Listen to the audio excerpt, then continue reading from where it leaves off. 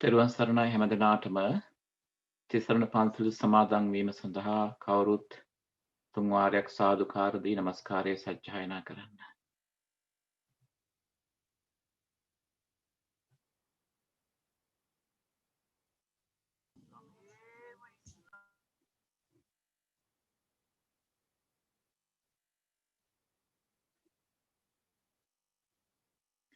බුද්ධං සරණං ගච්ඡාමි ධම්මං සරණං ගච්ඡාමි සංඝං සරණං ගච්ඡාමි ဒ ුතියම්පි බුද්ධං සරණං ගච්ඡාමි ဒ ුතියම්පි ධම්මං සරණං ගච්ඡාමි ဒ ුතියම්පි සංඝං සරණං ගච්ඡාමි တ තියම්පි බුද්ධං සරණං ගච්ඡාමි တ තියම්පි ධම්මං සරණං ගච්ඡාමි တ තියම්පි සංඝං සරණං ගච්ඡාමි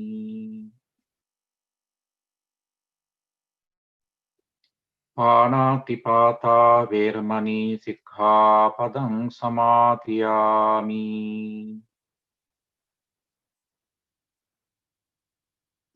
අදින්නාදාන වේරමණී සික්ඛාපදං සමාදියාමි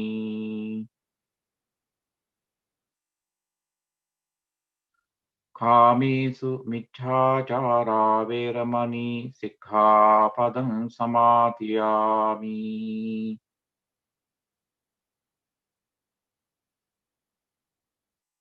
මුසාවාදා වේරමණී සික්ඛාපදං සමාදියාමි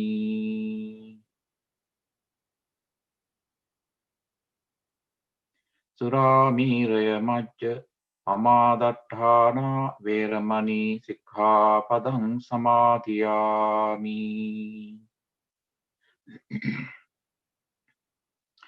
සමන්ත චක්කවාලේසු අත්‍රා ගච්ඡන්තු දේවතා සද්ධම්මං මුනි රාජස්ස සුනන්තු සග්ග මොක්ඛදං ධම්ම ශ්‍රවණ කාලෝ අයං භදන්තා ධම්ම ශ්‍රවණ කාලෝ අයං භදන්තා ධම්ම ශ්‍රවණ කාලෝ අයං භදන්තා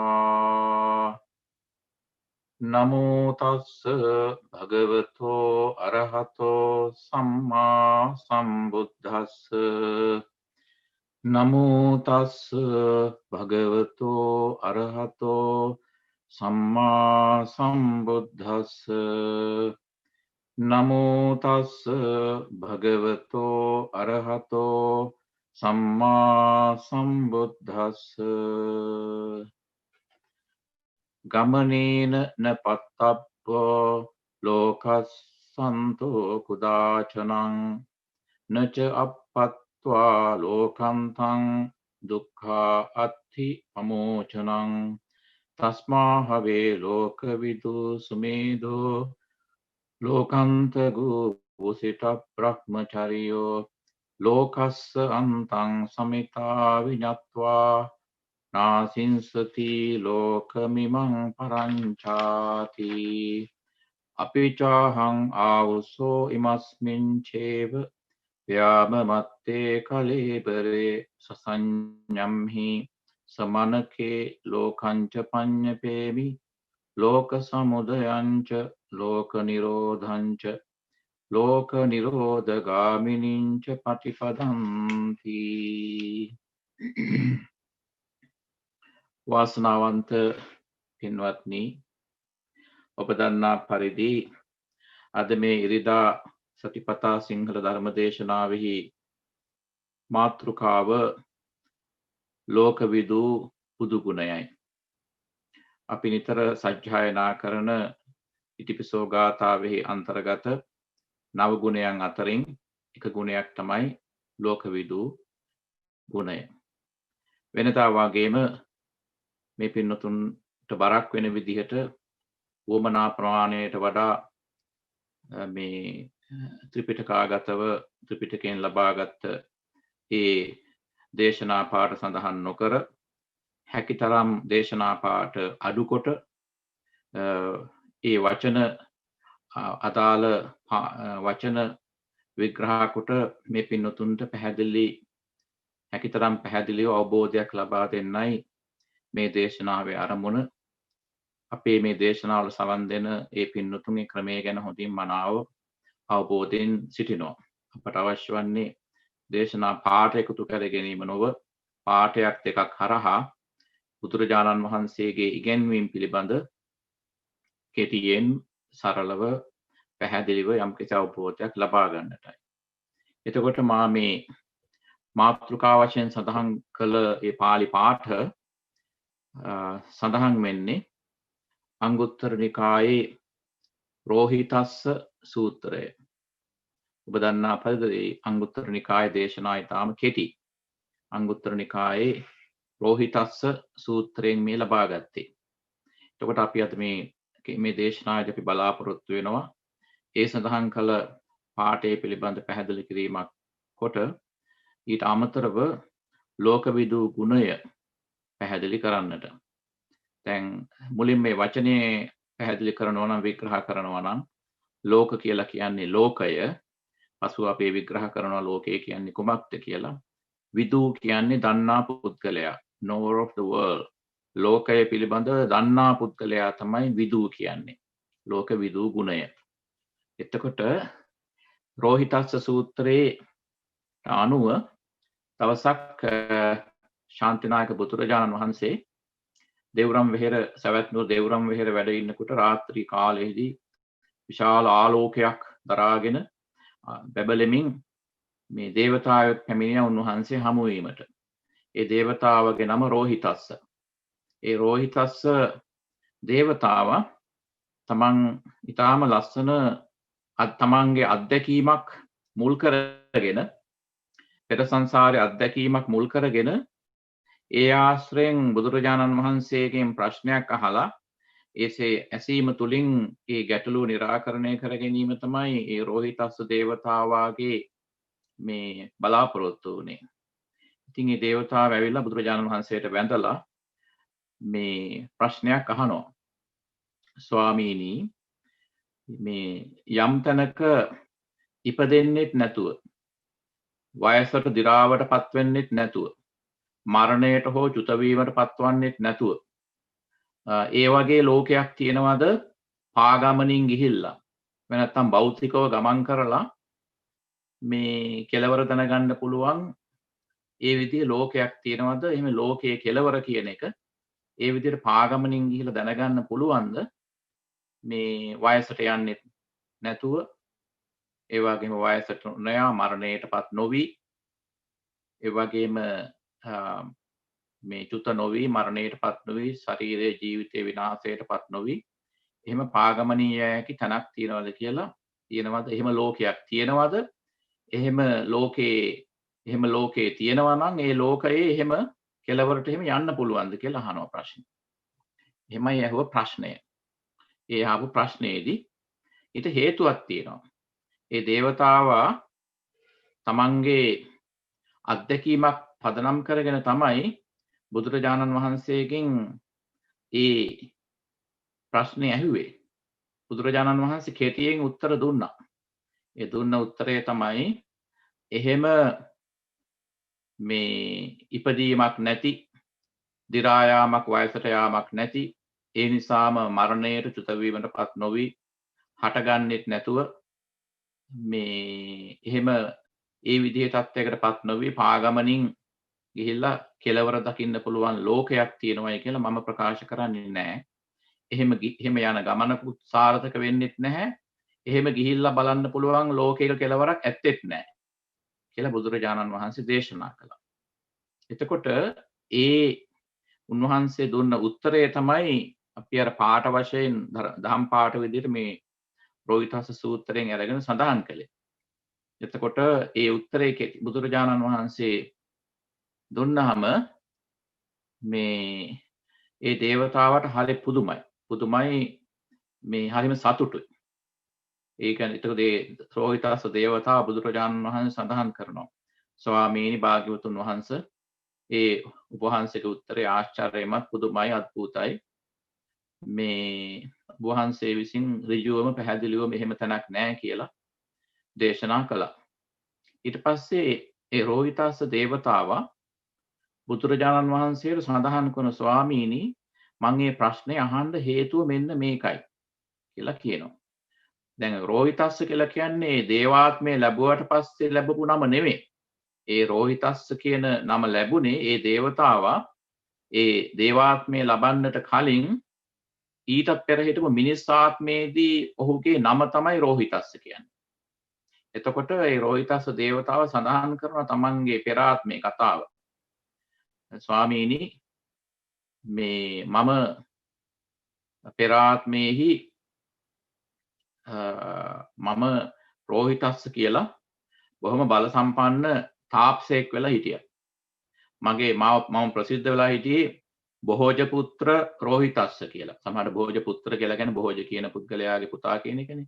බොහෝජ පුත්‍ර රෝහිතස්ස කියලා මහා බල සම්පන්න තාපසයෙක් වෙලා මං හිටියා දේවාත්මයට එන්න කලින්, දෙව්ලොවට එන්න කලින්. ඉතින් මම බොහෝම ඒ බවුන් වඩලා මා ලබාගත් ඊටාම ප්‍රබල ඉර්ධි බලයක් මට තිබුණා. මේ විශාල ඉර්ධි බලයක් මට තිබුණා. ඒ ඉර්ධි බලය නිසා මහා විශාල ජවයක් මට ශක්තියක් තිබුණා. ඒ ශක්තිය කියන එක හරියට ඊටාම මනවින් පුහුණුව ලැබපු අත්දැකීම් ඇති මේ මොනවද ඕනෑම තරඟයකදී ශිල්ප දක්වලා ජයග්‍රහණය කරන්න පුළුවන් මේ දුනුවායෙක් මේ ඊතලයකින් මේ මොකක්ද ඊතලයකින් මේ ඕනෑම දුරක් ඉතා විශාල දුරකට විදින්න පුළුවන් වගේ ඒ වගේ විශාල ජවයක් තියෙන දක්ෂ අත්දැකීම් තියෙන කෙනෙකුට දුනුවායෙකුට සැහැල්ලු ඊතලයක් කියන එක මේ ඈතට විදින එක එච්චර අමාරු කාරණයක් නෙමෙයි. ඒ තරම් සරල දෙයක්. ඉතින් ඒ වගේ ශක්තියක් මට තිබුණා 이르දි ශක්තියක්. 이르දි බලය නිසා ලබාගත් ශක්තියක් මට තිබුණා. ඉතින් මම ඒ ආත්මයේදී දැන් මේ දේවතාව නැවතත් මතක් කරන්නේ කවුද? රෝහිතස්ස දේවතාවා ඒ තමන්ගේ පෙර ආත්මයේ මහා 이르දි බල සම්පන්න තාපසයෙක් වෙලා හිටපු කාලේ කරපු දෙයක් ගැන තමයි මේ අත්දැකීම බුදුරජාණන් වහන්සේට මේ සඳහන් කරන්නේ. එතකොට මේ මට පුළුවන්කම තිබුණා 이르දි බලය නිසා මේ පෙරදිග මුහුදයි අපරදිග මුහුදයි අතර ලොකු පරතරයක් තියෙනවනේ. නමුත් ඒ තරම් පරතරයට 이르දි බලයෙන් මට පුළුවන්කම තිබුණා පාතියන්න. පය තබලා. පෙරදිග මුහුද ළඟ පය තියලා ඊට පස්සේ අපරදිග මුහුද ළඟ පය තිබ්බම විශාල දුරක් මේක. 이르දි බලය නිසා ඒ තරම් දුරකින් මේ පය තියලා මේ යන්න පුළුවන් හැකියාවක් තිබුණා අහසෙන් ඕනෑම තැනකට. ඒ නිසා මට ආශාවක් ඇති වුණා. ඒ ආශාව තමයි මම පාගමනින් ගිහිල්ලා මගේ 이르දි බලය පාවිච්චි කරලා පාගමනින් ගිහිල්ලා මම ලෝකයේ කෙලවරට යනවා කියලා ආශාවක් මට ඇති වුණා. ඉතින් ඒ නිසා මට ඒ අවශ්‍ය ජවය ශක්තිය මට ලැබිලා තිබුණා. මේ එතකොට මම තේරුම් ගත්තා ඒ ආත්මෙට මට අවුරුදු 100ක ආයුෂක් තිබුණා. එතකොට ආයුෂක් තිබුණ නිසා මම ඒ 이르දි බලයෙන් කය ඉතින් මේ ආරක්ෂා කරගන්න ඕනනේ, මේන්ටේන් කරන්න ඕනනේ. එතකොට මේ කය පිළිදෙගුම් කරන්න ඕන හින්දා මේ දැන් අපි දන්නවනේ 이르දි බලය තිබුණත් බුදුරජාණන් වහන්සේ කෙනෙකුට රහතන් වහන්සේ කෙනෙකුට පසේ බුදුරජාණන් වහන්සේ කෙනෙකුට භෞතික කයක් තියෙන කෙනෙකුට ඒ කය කියන එක පිළිදෙගුම් කරන්න ඕනේ.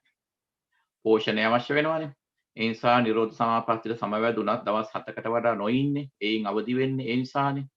ඉතින් මේ තාපසයා දැන් මේ මිනිස් පුද්ගලෙක් මිනිස්සෙක්. මේ දේවාත්මේ ඉඳලා මේ කතාව කියන්නේ පෙර ආත්මේ මහා බල සම්පන්න ඉර්ධිමත් තාපසයෙක්. හැබැයි මනුස්ස කයක් තිබුණේ. මිනිස්සෙක් නේ එතකොට. ඒ නිසා නමුත් අර මහා ඉර්ධි බලයක් තියෙන නිසා ලෝකයේ කෙලවරට ඇවිදගෙන යන්න අහසෙන් හැකිය ආකාරයෙන් ඉර්ධි බලෙන් ඇවිදගෙන යන්න තමයි ආශාව ආවේ. ඒ නිසා මොකද කියන්නේ මට ආයුෂත් අවුරුදු 100ක් තියෙන බව මම දැනගත්තා. ඒ නිසා කන බොන කෑම බීම ගන්න වෙලාවේදී ශරීර කෘත්‍ය මල මූත්‍ර ශරීර කෘත්‍ය කරන වෙලාවේදී ඒ වගේම නිදා ගන්න වෙලාවේ විඩාව මහන්සිය හරින වෙලාව හැර අර අවුරුදු 100 පුරාම මම මොකද කළේ? ඉතිරි ආයු කාලය පුරාම මම පාගමනින් මේ ලෝකයේ කෙලවර හොයන්න පිටත් වුණා. ඉර්ධි බලයෙන්. ඉතින් මෙතන ලෝක කියන එකෙන් අදහස් කරන්නේ පින්වත් මේ අපි මේ ජීවත් වෙන පෘථිවිය වෙන්නේ මෙතන ලෝක කියන එකෙන් අදහස් කරන්නේ විශ්වය කියන එකයි මෙතන.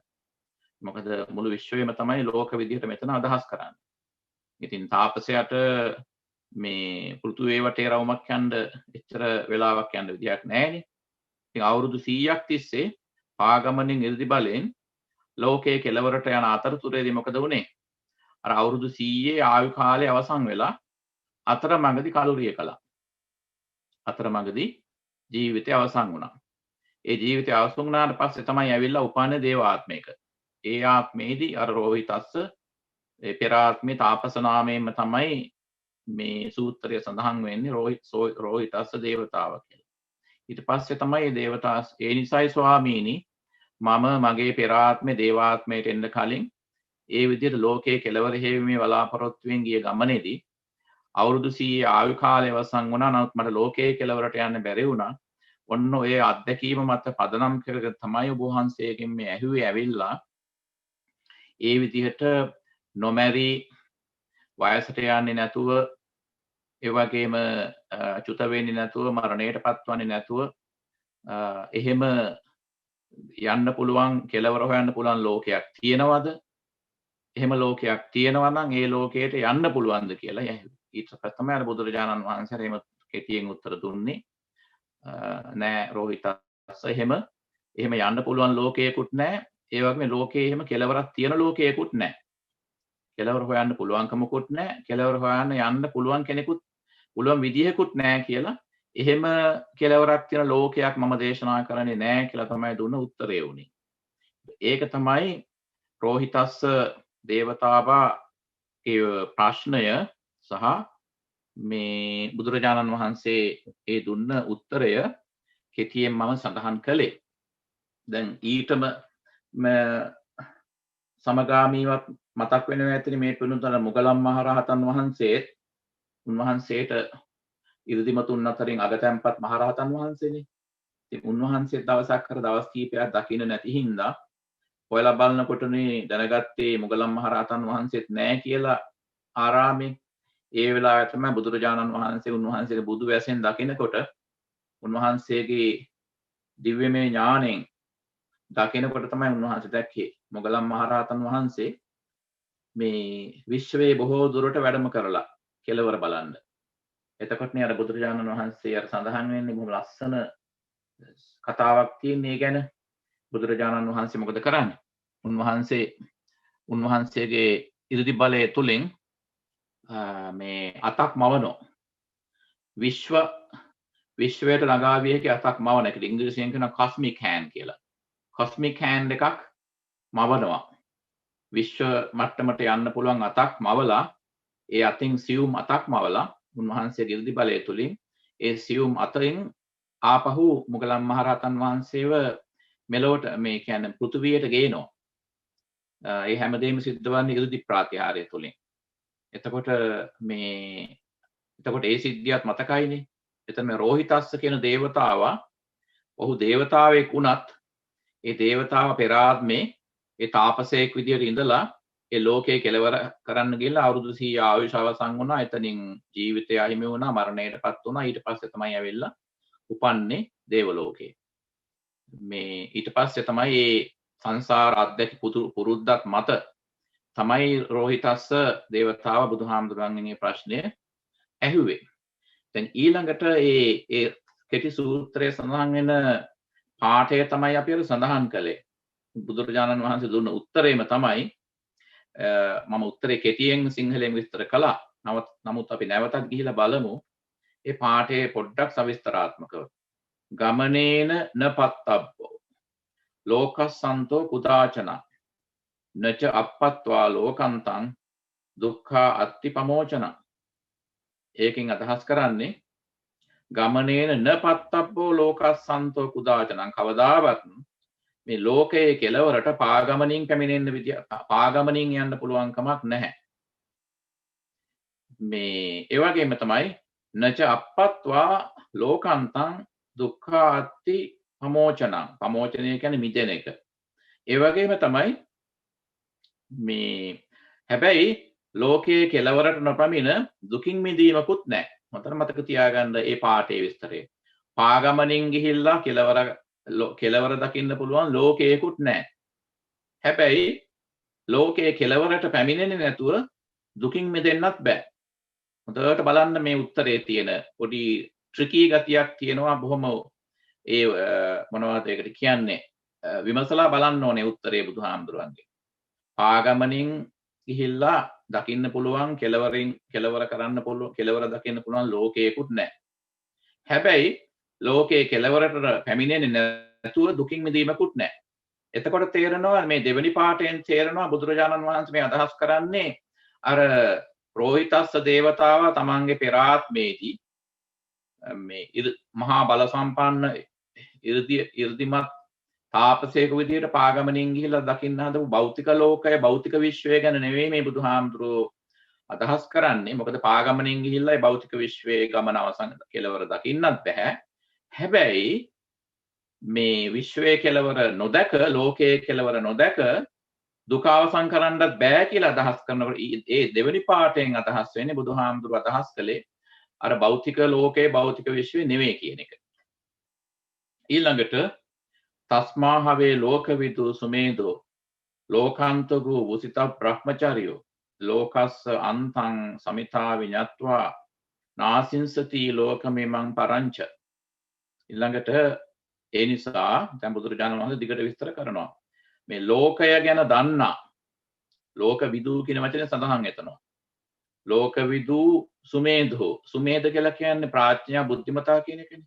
ඔබ දන්නා පරිදි බොහෝ සූත්‍රවල, දැන් වම්මික ආදී සූත්‍රවල සුමේද කියලා සඳහන් වෙන්නේ හැම වෙලටම ප්‍රඥාවන්තයාට. බුදුරජාණන් වහන්සේට රහතන් වහන්සේව හඳුන්වන්නේ සුමේද කියලා. මේධ කියලා කියන්නේ ප්‍රඥාවනේ. සුමේධ කියලා කියන්නේ ගැඹුරු ප්‍රඥාව. සුමේධ කියලා කියන්නේ බුදුරජාණන් වහන්සේට, රහතන් වහන්සේට කෙලස් නැති කරපු උතුමන්ට භාවිත කරන මේ නික්නේම් එකක්, පරයාය නාමයක්, වෙනත් නාමයක්. ඒ පරයාය නාමයක් එතකොට සුමේධෝ. ඒ නිසා මේ ලෝකවිදු සුමේධෝ, මේ ලෝකය ගැන දන්නා මහා නුවණැත්තා මොකද කරන්නේ? ලෝකාන්තගු, මේ ලෝකයේ කෙලවරට ගිහින් තියෙනවා. එතකොට ලෝකය ගැන දන්නා සුමේධෝ, මෙතනදී අදහස් කරන්නේ බුදුරජාණන් වහන්සේ ලෝකයේ කෙලවරට ගොස් තිබෙනවා. වුසිත බ්‍රහ්මචාරියෝ, ඒ විතරන්නේ බ්‍රහ්මචර්යාව සම්පූර්ණයෙන්ම රැකලා සම්පූර්ණ කරලා තියෙනවා. ලෝකස්ස අන්තං සමිතා විඤත්වා, ඒ විතරක් නෙවෙයි ලෝකයේ මේ ලෝකස්ස අන්තං සමිතාවි, මේ සමිතාවි කියන වචනෙන් අදහස් කරන්නේ සංසිඳෙව්වා කියන එක. පව් සංසිඳෙව්වා. ලෝකයේ කෙලවරටම ගිහිල්ලා ලෝකයේ කෙලවර දැකලා පාපය සංසිඳවපු මේ පුද්ගලයා, ඒ කියන්නේ බුදුරජාණන් වහන්සේ නාසින්සති ලෝකමිදම් පරංච. මේ නාසින්සති කියන්නේ ප්‍රාර්ථනා කරන්නේ නැහැ. ලෝකමිමම් පරංච, මේ ලෝකේ කෙලවර දන්නා නිසාම මෙලෝ පරලෝ ප්‍රාර්ථනා කරන්නේ.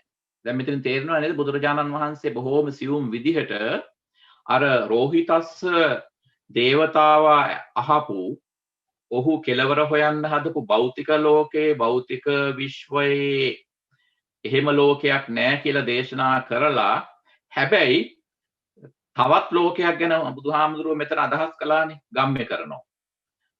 බුදුරජාණන් වහන්සේගේ ප්‍රකාශනයෙන් තව ඉම්ප්ලයි වෙනවා ගම්ම්‍ය වෙනවා තවත් ලෝකයක් තියෙනවා හැබැයි ඒ ලෝකේ නම් කෙලවර දකින්න ඕන නැත්තම් දුකෙන් කෙලවර වෙන්න විදියක් නැහැ කියලා අර බුදුරජාණන් වහන්සේ පාවිච්චි කරනවා සමිතාවි කියලා. සමිතාවි කියලා කියන්නේ සමනය, පව් සංසිඳවපු කියලා. උසිතම් බ්‍රහ්මචර්යයන්. බ්‍රහ්මචර්යා කියලා කියන්නේ ශ්‍රේෂ්ඨ චර්යාවනේ. ඔබ දන්නවනේ බ්‍රහ්මචර්යා ගැන අපි පෙරදි දේශනා කීපයක් කළා. එතකොට බ්‍රහ්මචර්යාව කියලා කියන්නේ ප්‍රතිපදාවේ හැසිරීම. ඊළඟට අපේ චර්යාව ගැනයි සඳහන් කරන්නේ. බ්‍රහ්මචර්යාවෙන් අදහස් කරන්නේ කෙටියෙන් මේ අවස්ථාවේ සඳහන් කරනවා නම් අපේ ආධ්‍යාත්මික චර්යාව තමයි බ්‍රහ්මචර්යාව. සමිතාවී කියන එකෙන් අදහස් කරන්නේ සමනයට පත් කරපු හිත, කෙලස් නැති කරපු කියන එක. එතකොට මේ ප්‍රඥාව තුළින් කෙලස් නැති කරපු ප්‍රඥාව තුළින් ලෝකයේ කෙලවරට ගිය බුදුරජාණන් වහන්සේ සුමේධ බුදුරජාණන් වහන්සේම නැත්තම් එහෙම කළ පුද්ගලයා මේ ලෝකයේ කෙලවර දන්නා හින්දා මෙලෝ ගැනත් ප්‍රාර්ථනාවක් ආශාවක් නැහැ පරලෝ ගැනත් ප්‍රාර්ථනාවක් ආශාවක් නැහැ. දැන් මේකෙන් තේරෙනවානේ බුදුරජාණන් වහන්සේ මේ භෞතික විශ්වය භෞතික ලෝකය ගැන රෝහිතස්ස දේවතාවු ප්‍රශ්නේ තුලින් උන්වහන්සේ බොහොම සියුම් විදිහට මානසික ලෝකය මානසික විශ්වය පුද්ගලයා තුල පවතින ලෝකය පුද්ගලයා තුල පවතින විශ්වය පිළිබඳව උන්වහන්සේ මේ රෝහිතස්ස දේවතාවට සඳහන් කළා කියලා. ඉතින් ඇහුවාම රෝහිතස්ස දේවතාව සතුටුනේ ඒකයි. ඊළඟට ඒ ධර්ම මාතෘකා පාඨයේ තවත් කොටසක් මා සඳහන් කළා පාළියෙන්. ඊළඟ කොටස තවත් පැහැදිලි වෙනවා අර බුදුරජාණන් වහන්සේ දැන් මේ විස්තර කරගෙන එන ප්‍රඥාවෙන් දැකිය යුතු මේ ලෝකය භෞතිකව විද්‍යාඥයෝ ඇස්ට්‍රෝ ට්‍රැවල් එහෙම නැත්නම් ස්පේස් ට්‍රැවල් තුලින් ඒ කියන්නේ දැන් අපි දන්නවා ස්පේස් කැප්සියුල් එකක නැගලා ඒ කියන්නේ අභ්‍යවකාශ යානාවක නැගලා අභ්‍යවකාශ යානාවක් කියලා කියන්නේ මේ මොකක්ද scientifically fabricated instrument එකක්. ඒ කියන්නේ විද්‍යානුකූලව විද්‍යාව තාක්ෂණය පාවිච්චි කරලා නිෂ්පාදන නිපදවපු යානයක්නේ ස්පේස් කැප්සියුල් එකක්නේ. ඒකෙන්නේ අභ්‍යවකාශය තරණය කරන්නේ. එතකොට ඒ අභ්‍යවකාශ තරණය කියන්නේ භෞතික විශ්වයේ භෞතික ලෝකයේ තරණය කිරීම. වෙනත් ග්‍රහ ලෝක හොයාගෙන යන එක. ඉතින් අර රෝහිතස්ස දේවතාවත් තමන්ගේ දේවාත්මයට එන්න කලින් පෙර ආත්මේ තාපසයෙක් විදිහට ඔහුගේ 이르දි බලය තුලින් 이르දි බලය තුලින් කළෙත් ඒ දේ. ඉතින් කෙලවරක් නැහැ නේ. දැන් අදට උනත් ඒකයි. භෞතික විශ්වයේ කෙලවරක් නැහැ. ඊළඟට මෙතනදී ඊළඟට දැන් ඒ නිසා තමයි දැන් බුදු කෙනෙක්ගේ අපි පෙර දේශනාවලත් අපි නිරන්තරයෙන්ම අවධාරණය කරන කාරණයක් තමයි බුදුවරුන්ගේ ලෝකයේ පහළවීමේ අරමුණක්ද purpose of rise of Buddhas in the world. ලෝකයේ බුදුවරුන්ගේ පහළවීමේ අරමුණ මොකක්ද කියන එක. ඒක හැම විටම වෙනස්නේ විද්‍යාඥයන්ගේ පහළවීම. දැන් ඇල්බර්ට් අයින්ස්ටයින් නූතන විද්‍යාවේ පියා සහ ඔහුගෙන් පස්සේ අද නූතන විද්‍යාව ගොඩාක් දියුණුයි. අභ්‍යවකාශ තරණය නැත්තම් මේ ස්පේස් ට්‍රැවල් කියන එක අද ගොඩාක් දියුණුයි. ඒක අද ස්පේස් ටූරිසම් දක්වා දියුණුලා තියෙනවා. ඒ කියන්නේ අභ්‍යවකාශ සංචාරක කර්මාන්තයේ කොටසක් දක්වා අභ්‍යවකාශ තරණය දියුණු වෙලා තියෙනවා. සල්ලි තියෙන කෙනෙකුට ස්පේස් එකට යන්න පුළුවන්, අවකාශයට යන්න පුළුවන්. ඉතින් එතකොට නමුත් බුදුවරුන්ගේ පහළවීම අර භෞතික විශ්වය ගැන කියන්න නෙමෙයි. හැබැයි බුදුරජාණන් වහන්සේත් භෞතික විශ්වය ගැන බොහෝ දේශනාවන් මේ කරලා තියෙනවා. ඒව ගැනත් අපි පොඩ්ඩක් පසුව සාකච්ඡා කරනවා. දැන් ඊළඟට අර මාතෘකා පාඨයේ දෙවෙනි කොට දැන් බුදුරජාණන් වහන්සේ අර රෝහිතස්ස දේවතාවාගේ අර භෞතික භෞතික ලෝක තරණය විශ්ව තරණය ගැන කතා කරගෙන යන උන්වහන්සේ දැන් මානසික ලෝකයේ තියෙනවා ලෝකයක් රෝහිතස්ස. හැබැයි ඔය ඔබ අදහස් කරන භෞතික විශ්වයේ ලෝකේ නෙවෙයි. හැබැයි තවත් ලෝකයක් තියෙනවා. ඒ ලෝකේ තරණය කළේ නැත්තම් මේ අපිට සහනයක් විමුක්තියක් නැහැ කියන එක තමයි අදහස් කළේ එතකොට. ඒ නිසා තමයි දේවතාවගේ හිත යොමු වුණේ ඒ ලෝකේ කුමක්ද කියලා දැනගන්න. මේ දෙවෙනි කොටසේ තමයි බුදුරජාණන් වහන්සේ තව පැහැදිලිව ගැඹුරින් දේශනා කරනවා. අපිචාහං ආවුසෝ ඉමස්මින්චේ ව්‍යාමමත්තේ කලේබරේ සසඤ්ඤිම්හි සමනකේ. ඊළඟට බුදුහාමුදුරුවෝ දේශනා කරනවා ආවුසෝ කියලා කියන්නේ ඉතින් සාමාන්‍යයෙන් ඔය ශාසනයේදී Tamanට සමාන කෙනෙකුට මේ සමවයස් කෙනෙකුට කුළුපගව මේ ආමන්ත්‍රණය කරනකොට ආවුසෝ කියලා කියන ඇවැත්නි කියලා සඳහන් කරනවා. මෙතනදී බුදුරජාණන් වහන්සේ රෝහිතස්ස දේවතාවත් එක්ක කුළුපගව සාකච්ඡාවන්නේ කරන්නේ. ඒ නිසා මෙතන ඇවැත්නි කියලා ආමන්ත්‍රණය කළේ රෝහිතස්සට දේවතාවට.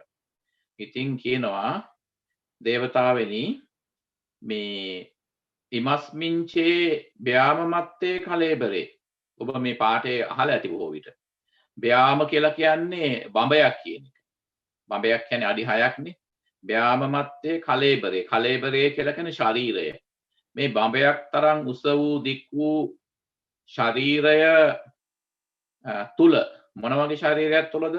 සසඤ්ඤිම්හි සමනකේ. සංඥාවෙන් සහ මනසින් ක්‍රියාත්මක වන. සංඥාව කියන එක ගැනත් අපි දේශනා ගණනාවක් කළානේ. සංඥා විඥාන පඤ්ඤා කියන වචන තුන ඔස්සේ අපි පෙර දේශනාවල සඳහන් කළා. ඒ නිසා ඔබට ඒ පිළිබඳ ශ්‍රවණය කරන්නට අවශ්‍ය නම් මේ අර calmwell mindfulness මේ YouTube පිටුවට ගිහිල්ලා ඒව ශ්‍රවණය කරන්න. අපේ කල්යාණ මිත්‍ර මේ ශාලින්ද රණසිංහ මහත්මයා විසින් අප්ලෝඩ් කරනවා මේ සියලු දේශනා. ඒ නිසා එතුමා විසින් ඒ පවත්වාගෙන ලබන ඒ calmwell mindfulness පිටුවට ගිහිල්ලා පෙර දේශනා ශ්‍රවණය කරන්න. මතකයිනේ අපි මේ දේශනා ආරම්භයෙන් සටහන් කළානේ මේ කරන හැම දේශනාවක් එකිනෙකට සම්බන්ධයි කියලා. ඒකට හේතු සම්බන්ධ නිසා නැවත නැවත අහන්න වෙනවා. මොකද සාකච්ඡා කළ කරුණුම නැවත සඳහන් කරන්න ගියාම කාල වේලා ගත වෙන හින්දා.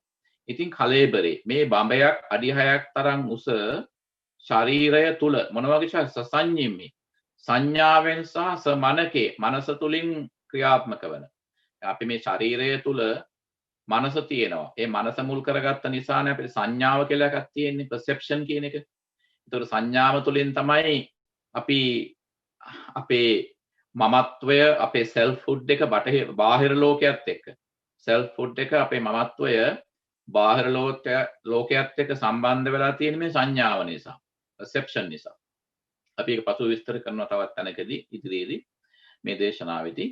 එතකොට මේ සංඥාවෙන් සහ සංඥාව සහ මනස මුල් කරගෙන ක්‍රියාත්මක වෙන අඩි 6ක් නැත්නම් බඹයක් තරම් වූ මේ ශරීරයේ තුලම තමයි ලෝකංච පඤ්ඤපේමි. ලෝකයේ තියෙන බව මම ප්‍රකාශ කරන්න කියලා බුදුරජාණන් වහන්සේ දේශනා කරනවා. ඒ ලෝකේ පවතින්නේ මේ ශරීරය තුල කියලා. දැන් ඒකෙන් අදහස් වෙනවනේ අර බුදුරජාණන් වහන්සේ මානසික ලෝකයක්, මානසික විශ්වයක් ගැන කතා කරගෙන ආවේ. ඒ බුදුවරුන්ගේ අරමුණනේ. නැතුව බුදුරජාණන් වහන්සේ භෞතික විශ්වයේ භෞතික ලෝකය ගැන කරපු දේශනාවන් අනන්තවත් තියෙනවා. මේ විද්‍යාව ලෝකේ පහළ වෙන්න කලින් අවුරුදු 2600 ගානකට කලින් ඒ කාලේ සමහර අය බුදුරජාණන් වහන්සේව දේශනා කළා, සමහර අය විශ්වාස කළෙත් නැහැ. එතකොට නමුත් 18 වෙනි සතවර්ෂය, 17 වෙනි සතවර්ෂය, 18 වෙනි සතවර්ෂය වෙනකොටනේ අපිට මේ නූතන විද්‍යාවේ ඇතිවීම සහ වර්ධනය තුළින් ලෝකයේ සහ විශ්වය ගැන අපට දැනුම ලැබෙන්න පටන් ගත්තේ. ඉතින් බුදුහාමුදුරන්ගේ දේශනා කරපු කාලෙත් උන්වහන්සේ වෙනත් දේශනාන්ට ආදේශ අදාළ වෙන හින්දා ඒ ඔස්සේ කරපු දේශනාවලදී උන්වහන්සේ සඳහන් කරලා තියෙනවා. ඉතින් බුදුරජාණන් වහන්සේ මේ නූතන විද්‍යාඥයන් වගේ විශ්වය ගැන විතරක් මේ භෞතික ලෝකයේ භෞතික විශ්වය ගැන පමණක් දේශනා කරන්න ලෝකයේ පහළ වුණා නම් එහෙම උන්වහන්සේ කොච්චර විද්‍යාත්මක දේශනාවන් කරන්න ඉඩ තිබුණාද එහෙමනම්. නමුත් බුදුවරුන්ගේ පහළෙන් පින්වත්නි මේ භෞතික ලෝකයේ භෞතික විශ්වයේ කෙලවර හොයාගෙන ගිහිල්ලා එහි කෙලවරට පැමිණෙන්න ඒ සඳහා උපකාර කිරීමක් නෙවෙයි, තේරුමක් නැති වැඩක්නේ. උන්වහන්සේලා අවශ්‍ය වුණේ මේ සාංශාරික ලෝකය, මානසික ලෝකය, මානසික විශ්වයේ කෙලවරට ගිහිල්ලා එහි ගමන අවසන් කරන්නයි උන්වහන්සේගේ බුදුවරුන්ගේ පරමාර්ථය.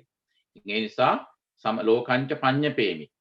අන්න ඒ වගේ මේ අඩි 6ක් පමණ උස වූ සංඥාවෙන් සහ මනසින් ක්‍රියාත්මක වන ශරීරයේ තුලමයි ලෝකයේ පවතින්නේ ලෝක සමුදයංච ඒ ලෝකේ උත්පත්ති සිද්ධ වෙන්නෙත් මේ ශරීරය තුල ලෝක නිරෝධංච ඒ ලෝකයේ නිෂ්ඨාව අවසානයේ සිද්ධ වෙන්නේ මේ ලෝකයේ තුල ලෝක නිරෝධ ගාමිනින්ච පටිපදං ඒ ලෝකේ අවසන් කළ යුතු ලෝකයක් අපි ඒ ගමන යා යුතුයම ගමනක් ඒ සඳහා නිරෝධ ගාමිනින් කියලා කියන්නේ ඒ ගමන යෑම ඒ ලෝකයෙන් ඊතර වෙන්නට ඕනේ ලෝකේ පවතින්නේ අපි තුල ලෝකේ පවතින පුද්ගලයා තුල ඒ ලෝකේ උත්පත්ති තියෙන පුද්ගලයා තුල ඒ ලෝකේ අවසන් කළ යුතුයමයි ඒ ලෝකේ කෙලවරට යා යුතුයි ඒ ලෝකයේ තේරුමක් නැහැ ඒ ලෝකෙන් ඈතර විය යුතුයමයි ඈතර වීමේ මාර්ගය ගාමිනී කියලා කියන්නේ ගමන පවතින පටිපදං ඒ සඳහා අපි අනුගමනය කළපු මාර්ගයේ ප්‍රතිපදාව තියෙන්නේ අපි තුලමයි අපේ චරිතය තුලමයි අපේ චර්යාව තුලමයි කියලා බුදුරජාණන් වහන්සේ ඔන්න සම්පූර්ණ උත්තරය දෙනවා රෝහිතස්ස දේවතාවාට දැන් මෙතන මේකෙන් අපිට හොඳට තේරුම් ගන්න පුළුවන් බුදුහාමුදුරන්ගේ දේශනාව අනුව උන්වහන්සේ ලෝකයට පහළ වෙන්නේ අපි ක්‍රියාත්මක අපි දකින මේ භෞතික ලෝකය භෞතික විශ්වය ගැන දේශනා කරන්න නෙමෙයි මානසික ලෝකය මානසික විශ්වය ගැන දේශනා කරන්නට ඒයින් ඈතර වෙන්නයි උන්වහන්සේ අපට අවවාද කරන්නේ එතකොට මේ ලෝකවිදූ කියන වචනේ ගත්තාම දැන් බුදුරජාණන් වහන්සේගේ ධර්මයේහි මේ ලෝක වර්ග තුනක් ගැන සඳහන් වෙනවා අපි මම දන්නවා ඔබ සමහර අය මේ සටහන් කරගන්නවා ලියා ගන්නවා රෙකෝඩ් කරගන්නවා ඒ වචන තුන සටහන් කරගන්න ලියා ගන්න මතක තියාගන්න මේ ලෝකවිදූ ගුණයේදී ගුණය ගැන සඳහන් කරනකොට ඒ බුදුරජාණන් වහන්සේ දැකපු ලෝක වර්ග තුනක් තියෙනවා ඒ පළමුවෙනි ලෝකය තමයි සංඛාර ලෝක මේ පාට වැඩි වෙන හින්දා කියන්නේ ධර්ම පාට වැඩි වෙන හින්දා මම මේ වචන විතරයි ටර්ම්ස් විතරයි මෙතන විස්තර කරන්නේ එතකොට මේ ලෝකවිදූ ගුණයේ තේරුම් ගැනීමේදී දැන් ඔබට දැන් අදහසක් තියෙනවා බුදුහාමුදුරු ලෝකවිදූ කියන්නේ මොකද කියලා. ඒ හේතුව දැන් මේ මෙතෙක් කරපු පැහැදිලි කිරීමෙන් ඔබ තේරුම් ගත්තා. ඔබ දන්නවා. එතකොට ලෝකවිදූ ගුණයේ තේරුම් ගැනීමේදී ලෝක වර්ග තුනක් තියෙනවා අපි තේරුම් ගන්න ඕන. බුදුහාමුදුරු දැකපු. උන්වහන්සේ දැකපු පළවෙනි ලෝකය තමයි ලෝක වර්ගය සංඛාර ලෝක.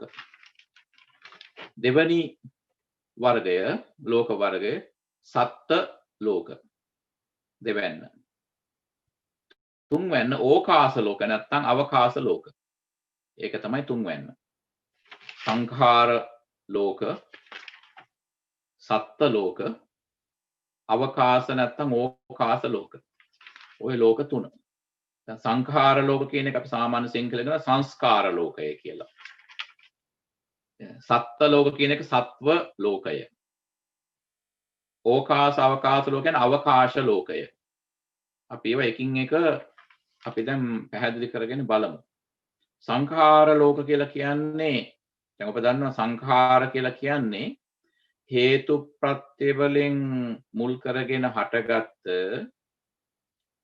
සජීවී හෝ අජීවී ඕනෑම දෙයකට මේ අපි කියනවා සංඛාර කියලා. තවත් වචන වලින් කියනවා නම් මේ සත්වයක් වෙන්නත් පුළුවන් සත්වයක් නොවෙන්නත් පුළුවන් සංඛාර ලෝකේ. මේක පොදුවේ. මේ සංඛාර ලෝක විග්‍රහයට තමයි අපි ජීවත් වෙන මේ අපේ ශරීරය වගේම අපේ ශරීරය තුල පවතින අභ්‍යන්තර විශ්වයේ අභ්‍යන්තර ලෝකයක් ඒ වගේම සියලු සත්වයනුත් ඒ වගේම අපි ඔය සඳහන් විද්‍යාවේදී අපි ඉගෙන ගන්න සඳහන් කරන ග්‍රහතාරක ග්‍රහලෝක යනාදී විශ්වයේ ඇතුළු ඒ සියලුම දේවල් වල පොදුවේ කියන ලෝකය තමයි සංඛාර ලෝක. ඇයි හේතුව සංඛාර කියන්නේ? ඔය හැම දෙයකටම ඇතිවීමක් තියෙනවා, මැවීමක් නෙමෙයි. ඔය හැම දෙයකටම මේ ඇතිවීමක් තියෙනවා. දැන් අපි දන්නවා අපේ භෞතික ශරීරය ගත්තාම ඒ වගේම බාහිර දැන් සංඛාර ලෝක කියවහම සංඛාර ලෝකවල දෙපැත්තක් තියෙනවානේ. බාහිර ලෝකයයි අභ්‍යන්තර ලෝකයයි. දැන් භෞතික ඕනෑම වස්තුවක් ජීවියෙක් හෝ අජීවී වස්තුවක් හැමදේම හැදලා තියෙන්නේ සතර මහා භූතයන්ගෙන් කියලා අපි ඉගෙන ගන්නවා. මොකද සතර මහා භූත කියලා කියන්නේ ආපෝ කියලා කියන්නේ මේ ජලය කියන එක. නමුත් මෙතනදී පරමාණු විග්‍රහයේදී ධර්ම විග්‍රහයේදී මෙතන ආපෝ කියලා කියන්නේ ජලය කියන තේරුම තිබ්බට මෙතන ආපෝ කියලා කියන්නේ ජලය නෙවෙයි. මේ බැඳ තබන ගතිය තමයි. ඒ කියන්නේ බැඳ තබන ගතිය කියන්නේ ලික්විඩිටි කියන එක ඉංග්‍රීසියෙන්. ලික්විඩිටි. ඒ ලික්විඩිටි හින්දා තමයි හැම දෙයකම ලික්විඩිටි තියෙනවා. ආපෝ ගතිය, ආබන්ධන ගතිය, බැඳලා තියෙන ගතිය. එතකොට මේ ලික්විඩිටි ආපෝ ගතිය නිසා තමයි ඒක ගතියක්, ඒක ස්වභාවයක්, ඒක ස්ටේටස් එකක්. ඒ ගතිය හින්දා තමයි හැම දෙයක්ම මේ ඉන්ටැක්ට් නැත්තම් ඒකට ඒකාබද්ධලා තියෙන. මේසයක් ගත්තත් ඒ වගේම අපේ ශරීරය ගත්තත් මේ ලික්විඩිටි එහෙම නැත්තම් ආපෝ ගතිය තියෙනවා. ඊළඟට තියෙනවා තේජෝ. තේජෝ කියලා කියන්නේ හීට් එක. ඒ කියන්නේ උණුසුම කියන එක. දැන් අභිධර්ම විග්‍රහයේදී බෞද්ධ මනෝ විග්‍රහයේදී බෞද්ධ මනෝවිද්‍යාවේදී මේ දැන් සීතල සහ උෂ්ණ කියලා දෙකක් තියෙනවා. එතකොට ඔය සීතල සහ උෂ්ණ කියන දෙකේ මූලික ශක්තිය තමයි මේ සීතල කියලා ශක්තියක් නැහැ. ස්වභාවයක් නැහැ. ඒක තියෙන්නේ මූලික ස්වභාවය මේ මොකද ෆන්ඩමෙන්ටල් ස්ටේටස් එක මූලික ස්වභාවය තමයි හීට් කියන එක. එහෙම නැත්නම් තේජෝ කියන එක. දැන් තේජෝ කියන්නේ ගින්දරට ෆයර්. නමුත් මෙතන මෙහිදී අදහස් කරන්නේ ගින්දර නෙමෙයි උණුසුම කියන එක. එතකොට දැන් අභිධර්මයට අනුවත් මේ සීතල කියලා කියන අඩු උණුසුම. එහෙම තමයි විග්‍රහ කරන්නේ. ඒ කියන්නේ cold is less heat. cold is less heat. උණුසුම අඩු බව තමයි සීතල කියලා කියන්නේ. එතකොට ඔගේ මූල ස්වභාවය සීතල නෙමෙයි. මූල ස්වභාවය තමයි උණුසුම කියන එක. එතකොට heat එක. තේජෝ. ඊළඟට තියෙනවා වායෝ. වායෝ කියලා කියන හුළඟට. නමුත් මෙහිදී වායෝ කියලා කියන්නේ හුළඟ නෙමෙයි. එතන වායෝ කියලා කියන්නේ මොබිලිටි. මොබිලිටි නැත්තම් චලන ගතිය. ඒක. එතන මුලදී අදහස් කළා ආපෝ කියලා කියන්නේ බැද තබන ගතිය. තේජෝ කියලා කියන්නේ උණුසුම් ගතිය, ටෙම්පරේචර්. උණුසුම් ගතිය, සීතලත් ඒකටමයි අයිති. ඊළඟට වායෝ කියලා කියන්නේ හුළඟ නෙමෙයි.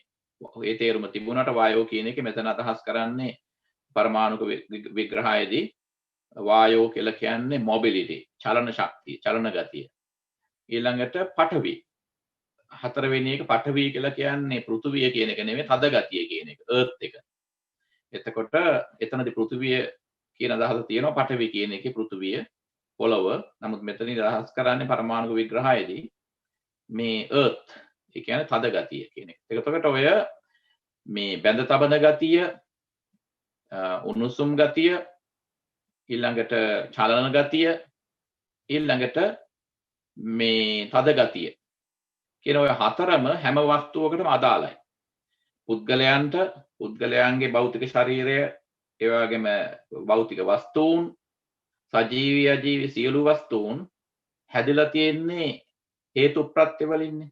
හේතු ප්‍රත්‍ය වලින් හැදිච්ච හැම දෙයකටම මූල හේතුව හොයාගෙන ගියොත් එහෙම ආපෝ තේජෝ වායෝ පඨවි කියලා හතරක් තියෙනවා.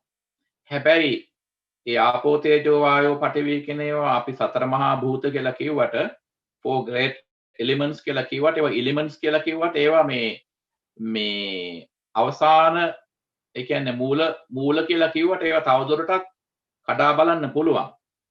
දැන් අපි දන්නවනේ මේ දැන් නූතන විද්‍යාවේ එච්චර කාලයක් නැහැනේ පරමාණුව කියන කොටස් කරලා ඉවර වෙලා ඉලෙක්ට්‍රෝන, ප්‍රෝටෝන, මේ නියුට්‍රෝන යන වශයෙන් පරමාණු කොටස් වලට විච්ඡේදනය කරලා, කොටස් වලට කඩලා බ්‍රේක් කරලා ඇටොමික් පාටිකල්ස් දක්වා, ඒ කියන්නේ පරමාණුක කොටස් බවට පත් කරලා එච්චර වැඩි කාලයක් ගතලා නැහැ නූතන විද්‍යාවේදී.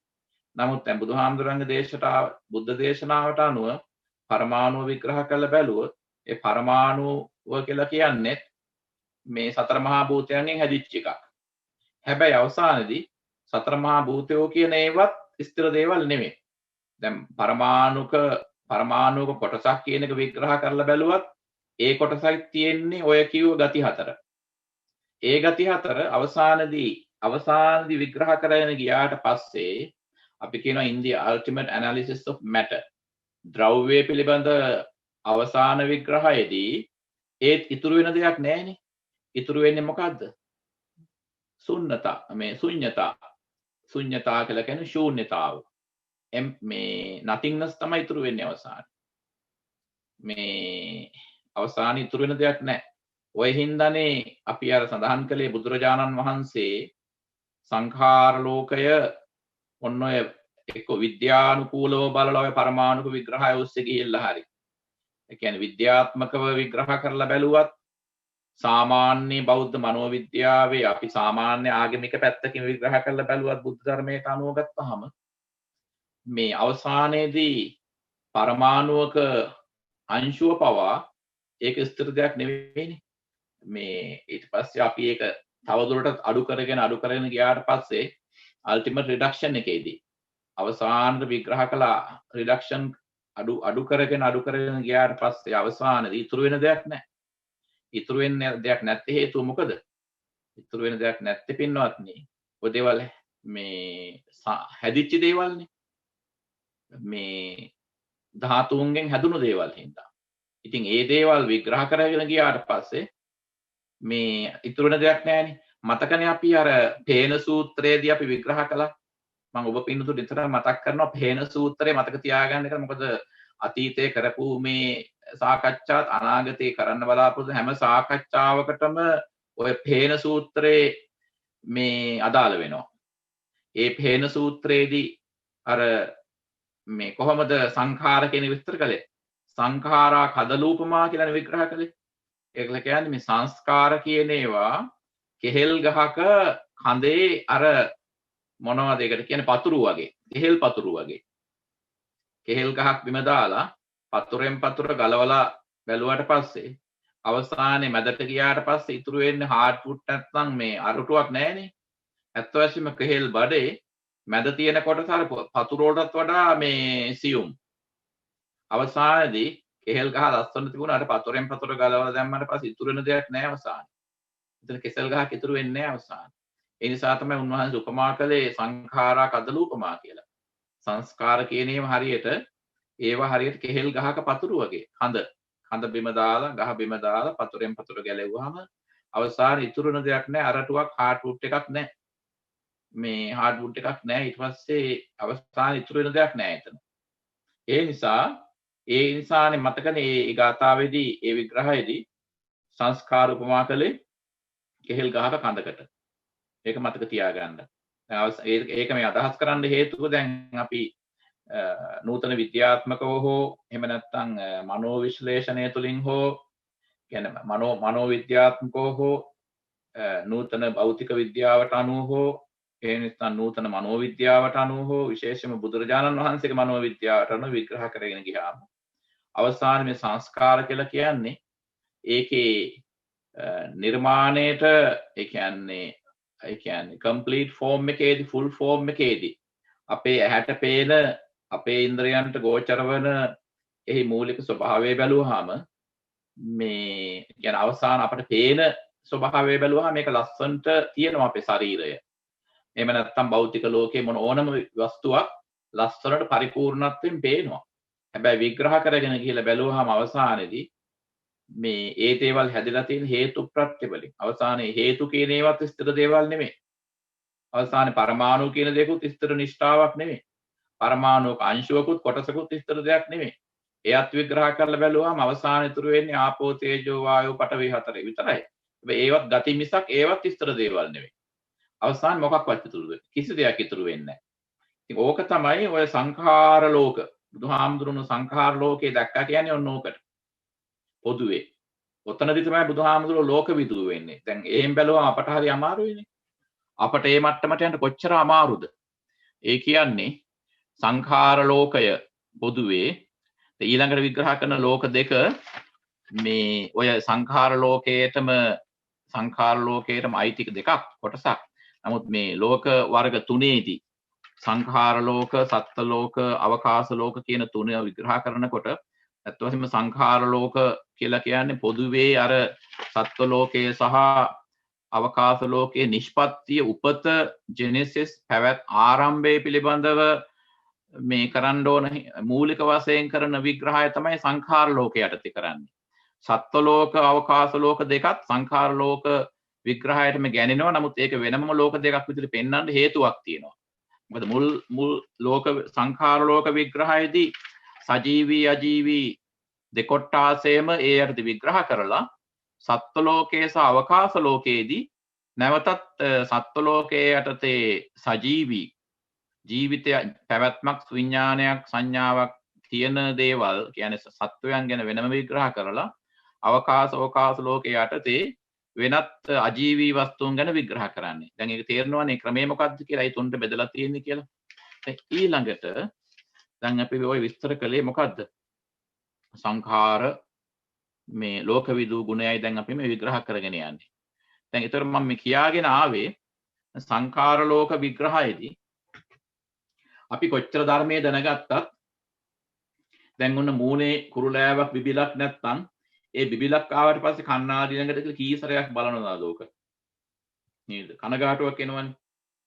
ලස්සන මූණේ කුරුලෑවක් ආවට පස්සේ ඒ කුරුලෑව දිහා ඒක පේන්න තියෙනකොට අපිට ඒ කුරුලෑව නිසා චිත්ත පීඩාවක් ඇති වෙනවනේ.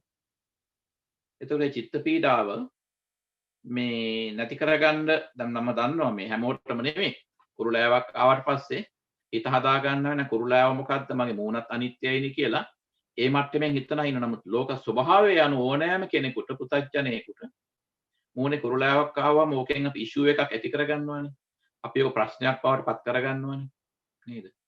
ලෝකේ හැමතැනම මෙහෙමනේ. දැන් සංඛාර ලෝකේ ගත්තාම අපි බොහෝ විට අපිට ඔය ලෝකේ දුකක් වෙන්නේ ඔතනයි.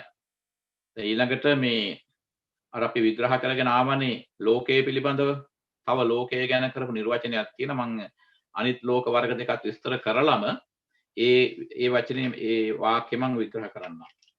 දැන් අපි දෙවන ලෝක වර්ගය මොකද්ද? ලෝකවිදූ බුදුරජාණන් වහන්සේ දැකපු සත්ව ලෝකය. සත්ත්ව ලෝක නැත්තම් සත්ව ලෝකය. සත්ව ලෝකය කියලා කියන්නේ මොකද්ද? ඒ කියන්නේ මේ ඉන්ද්‍රිය බද්ධ වූ මේ සියලුම ඔය ස්කන්ධ සමූහය තමයි සත්ව ලෝකය කියලා කියන්නේ. දැන් රූප තියෙනවා, රූප වේදනා සංඥා සංඛාර විඥාන කියලා පහක් තියෙනවා. පංචස්කන්ධ විග්‍රහයේදී අපි ඉගෙන ගත්තා ඒවා. රූප කියලා කියන්නේ අපේ මමත්වයේ අපේ සෙල්ෆ්හුඩ් එකේ මේ භෞතික පැත්ත. ඒ කියන්නේ කය. අනිත් හතරම වේදනා සංඥා සංඛාර විඥාන කියන එක. ඒවත් කෙටියෙන් සඳහන් කරනවා වේදනා කියලා කියන්නේ හැඟීම් දැනීම.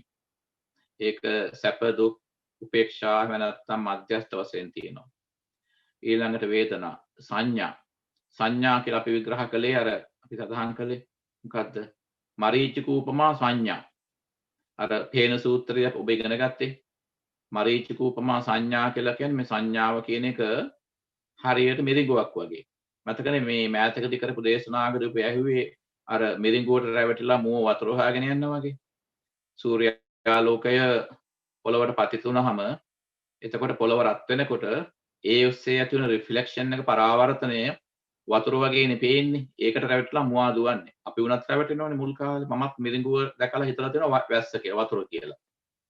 මට මතකයි පුංචි කාලේ ඉස්කෝලේ යනකොට මහපාරේ ඉතින් ගෙදර ඉඳලා ඉස්කෝලේට හැතැම්මයි ඒ හැතැම්ම යන්නේ පුංචි කාලේ පයින් යන්නේ අපි ඉතින් බස් තියෙනවා ඒනට යන්නේ පයින්. එතකොට මට මතකයි ග්‍රීෂ්මේදී දකින්න ඈතින් මිරිඟුව තියෙනවා. ඉක්මනට ගිහිල්ලා බැලින්න දුවලා ගිහිල්ලා බැලින්නම් එතන වතුර නැහැ. අර පාරේ වලක් වගේ තියෙන තැනක පහත් තැනක ඈතට පේන්නේ වතුර වලක් තියෙනවා. ඒ මිරිඟුව නිසා. ඉතින් මරීචික උපමා සංඥා. දැන් මෙතනදී මේ සත්ව ලෝකය මත සත්ව ලෝකයේදී අපි විශේෂයෙන්ම තේරුම් ගන්න දෙයක් තමයි මේ ඉන්ද්‍රිය බද්ධ ලෝකය තමයි සත්ව ලෝකය කියන්නේ. ඉන්ද්‍රිය බද්ධ ලෝකය කියන්නේ සංඥා. සංඥා කියන්නේ සංඥාව තුළින් තමයි අපේ ඇස කන නාසය දිව ශරීරය කියන ඉන්ද්‍රිය පහ ඒ වගේ මනසත් අයිති 6 වෙනි ඉන්ද්‍රියට ඒ තුළින් තමයි අපි බාහිර ලෝකයේත් එක්ක සම්බන්ධ වෙන්නේ. සම්බන්ධ වෙන්නේ ආරම්මන තුළින් අරමුණු තුළින්. ඇසට රූප අවශ්‍යයි, හොඳ රූප අවශ්‍යයි, කනට හොඳ ශබ්ද අවශ්‍යයි, නාසයට හොඳ සුවඳ අවශ්‍යයි, දිවට හොඳ රසයක් අවශ්‍යයි, හමට හොඳ ස්පර්ශයක් අවශ්‍යයි. ඕකනේ අපි බලාපොරොත්තු වෙන්නේ.